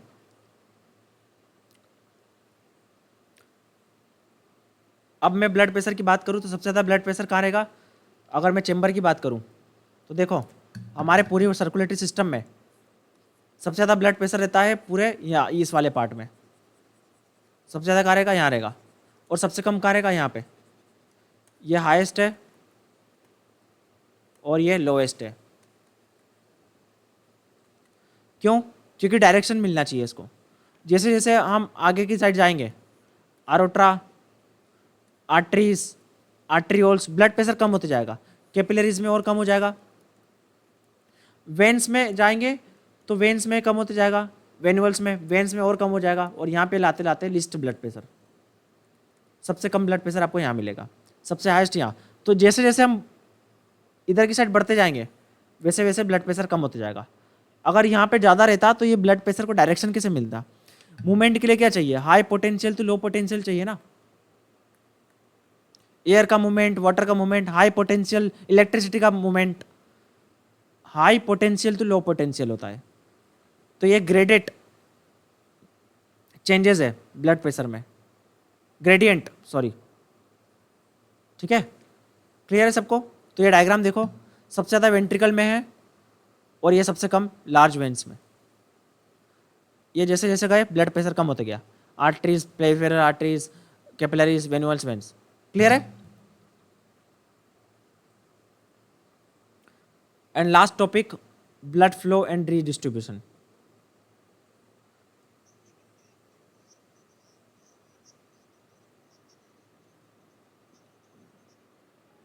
नहीं नहीं, ब्लड वेसल्स क्या होता है, लेग्स में वेन्स में क्या होता है, क्रॉस सेक्शन एरिया कम है किसका,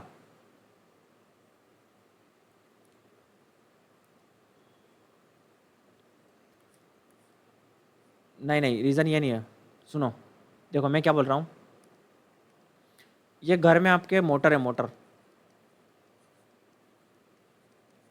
क्या है, मोटर है, ये मोटर से पानी जा रहा है पंप करके, और ये खाली हो रहा है कहाँ पे, टंकी में। तो आपको क्या लगता है, यहाँ पे पानी ज़्यादा हाई रहेगा प्रेशर कि यहाँ पे रहेगा, चलो बताइए बच्चों, यहाँ पे लो कहाँ पे रहेगा, यहाँ पे लो रहेगा ना। और मैं इसको भी अगर डिवाइड कर दूँ, इतना पार्ट, इतना पार्ट और इतना पार्ट में, ए बी और सी में, तो सबसे ज़्यादा ब्लड प्रेशर कहाँ रहेगा ये बताइए बच्चों, ए में, बी में या सी में, और सबसे कम कहाँ रहेगा, सी में। तो ये ए क्या है, ये आर्टरीज है, और ये सी क्या है, ये वेन्स है। क्लियर है, ये क्या है, मोटर क्या है, ये हमारा हार्ट है, और ये खाली हो रहा है कहाँ है, ये हार्ट का आर्ट्रियम है, राइट आर्ट्रियम। समझ में आया बच्चों। तो हमेशा मूवमेंट क्या होता है, high pressure to low pressure होता है, यहां आते आते प्रेशर कम हो जाता है। सेकेंड थिंग, वेंट्स में सबसे ज़्यादा ब्लड स्टे करता है बहुत टाइम के लिए, कैपेसिटेंस है ब्लड का, यहाँ पे बहुत टाइम के लिए, यहाँ तो फटाफट मूवमेंट हो जाएगा, यहाँ पे जाके स्टे करेगा, यहाँ से स्लो स्लो मूवमेंट होगा ब्लड का। क्लियर है, समझ में आया। लास्ट टॉपिक पे आते हैं, it will take your 5 minute. बहुत सिंपल सा टॉपिक है। रेस्ट के टाइम पे हमारी मसल्स में कितना ब्लड जाता है बच्चों, ओनली 15 to 20%। एक्सरसाइज के टाइम पे ब्लड बढ़ जाता है 70 से 80% पे। ठीक है, अब ये चेंजेस कैसे होता है, इसको बोलते हैं रीडिस्ट्रीब्यूशन ऑफ ब्लड। अब रीडिस्ट्रीब्यूशन ऑफ ब्लड कैसे होगा, देखिए, जब सिंपैथेटिक नर्वस सिस्टम एक्टिवेट होता है बच्चों, सिंपैथेटिक नर्वस सिस्टम एक्टिवेट होगा तो क्या होगा, वेसोकंस्ट्रिक्शन या वेसोडायलेशन, क्या होगा, सिंपैथेटिक नर्वस सिस्टम एक्टिवेट होता है। सिंपैथेटिक नर्वस सिस्टम क्या करता है, ब्लड वेसल्स को क्या करता है, वेसोकंस्ट्रिक्शन, वेसोकंस्ट्रिक्शन करता है। Sympathetic nervous system do overall vasoconstriction. अब ब्लड वेसल्स तो कंस्ट्रिक्ट हो गई है, तो फिर मसल्स की तरफ ब्लड कैसे जाएगा ज़्यादा, ये है लड़ाई कर रहे हैं मसल्स, ये मसल्स है, और ये स्प्लेनिक सर्कुलेशन। स्प्लेनिक सर्कुलेशन मतलब हमारा किडनी वगैरह ये वो सब जो भी है, ठीक है। इसको स्पेलिंग क्या है, SPLAN, स्प्लेनिक, स्प्लेनिक सर्कुलेशन, ठीक है। हाँ, तो अब क्या होता है, सिंपैथेटिक नर्वस सिस्टम क्या करता है, ओवरऑल वेसोकंस्ट्रिक्शन करता है। तो क्या होगा, ओवरऑल वेसोकंस्ट्रिक्शन क्या होगा, तो क्या होगा, ब्लड का फ्लो रुक जाएगा, कम हो जाएगा, सब जगह से, सब जगह से ब्लड का फ्लो कम हो जाएगा। बट हमें तो यहाँ ज़्यादा ब्लड पहुँचाना है मसल्स की तरफ। तो आपको मैंने अभी तक बोल रहा था ना, ब्लड प्रेशर में क्या बोल रहा था अभी तक, क्या होता है, क्या होता है, लोकल वेसोडायलेटर्स, लोकल वेसोडायलेटर्स होते हैं, जो क्या करते हैं, इसको फिर डायलेट कर देंगे, इस एरिया को डायलेट कर देंगे। तो ब्लड का डिस्ट्रीब्यूशन कहाँ से हो जाएगा, पहले यहाँ पे रेस्टिंग के टाइम पे कहाँ जाता जाता था, रेस्टिंग के टाइम पे पहले इधर जाता जाता था, अब इधर से वो इधर ज़्यादा जाने लगेगा परसेंटेज, ड्यू टू लोकल वेसोडायलेटर्स। अब लोकल वेसोडायलेटर्स में क्या क्या आ जाते हैं, नाइट्रिक ऑक्साइड,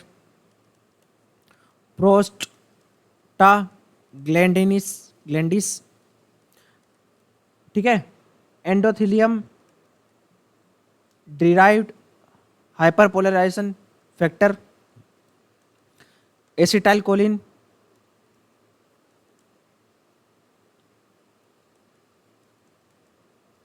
एडेनोसिन। देखो ये सारे इंपॉर्टेंट नहीं है, बस सपोज कभी एमसीक्यूज में आ गया इसलिए मैं आपको दे रहा हूँ ये ऑप्शन। मेन सबसे मेजर नाइट्रिक ऑक्साइड, और हो सकता है लैक्टिक एसिड, इनकी वजह से भी हो सकता है, H+ आयन। तो ये क्या है, ये लोकल वेसोडाइलेटर्स है। तो सिंपैथेटिक नर्वस सिस्टम क्या करता है, पूरे सिस्टम के ब्लड प्रेशर को, ब्लड वेसल्स को डायलेट कर देता है, but due to local vasodilators the major shift of blood from splenic circulation to the required blood area, that is क्या बोलते हैं इसको, मस्कुलर सिस्टम की तरफ बढ़ जाता है। ये इसका स्क्रीनशॉट ले लो, इसको लिख लेना क्लास के बाद में कॉपी में, भूलना मत। ये क्लियर है, सबको समझ में आया क्या होता है, समझ में आया सबको क्या होता है, ठीक है। हाँ, अब इसीलिए क्या बोलते हैं हम, खाना खाने के बाद में क्या है, ज़्यादा तुरंत परफॉर्मेंस नहीं देना चाहिए, पेट भर के खाना खाने के बाद में परफॉर्मेंस नहीं करना चाहिए। क्यों, क्योंकि इधर से हमारा डाइजेस्टिव सिस्टम बोल रहा है भाई मेरे को भी ब्लड चाहिए, स्केलेटल सिस्टम बोल रही है मेरे को भी ब्लड चाहिए, दोनों लड़ाई करते हैं, दोनों ब्लड को खींचते हैं अपनी तरफ, तो मसल्स की तरफ क्या होगा, कहीं ना कहीं कॉम्प्रोमाइज़ होगा ना ब्लड जाने के लिए। इसलिए कंपटीशन से पहले आपको पेट भर के खाना या कुछ खाना नहीं चाहिए। क्यों नहीं खाना चाहिए, डाइजेशन के लिए तो एनर्जी चाहिए, तो डाइजेस्ट सिस्टम बोलेगा कि भाई मेरे को ब्लड चाहिए, हार्ट को बोलेगा मेरे को ब्लड चाहिए या डाइजेशन के लिए, मसल्स बोलेगी मेरे को भी चाहिए एक्सरसाइज के लिए।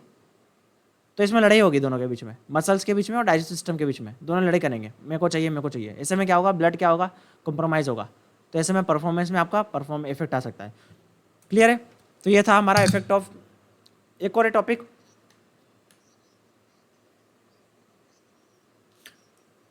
नहीं वो अब वो पता नहीं कर पाएगा, वो ब्रेन भी कंफ्यूज हो जाता बेचारा, किसको दूँ मैं, दोनों लड़ाई कर रहे हैं। अब ब्रेन के लिए तो सब बराबर है ना यार, वो तो सुप्रीम कमांडर है, वो कैसे। हाँ, मैं क्या बोल रहा हूँ, ब्रेन तो यार कमांडर है। Hello hello.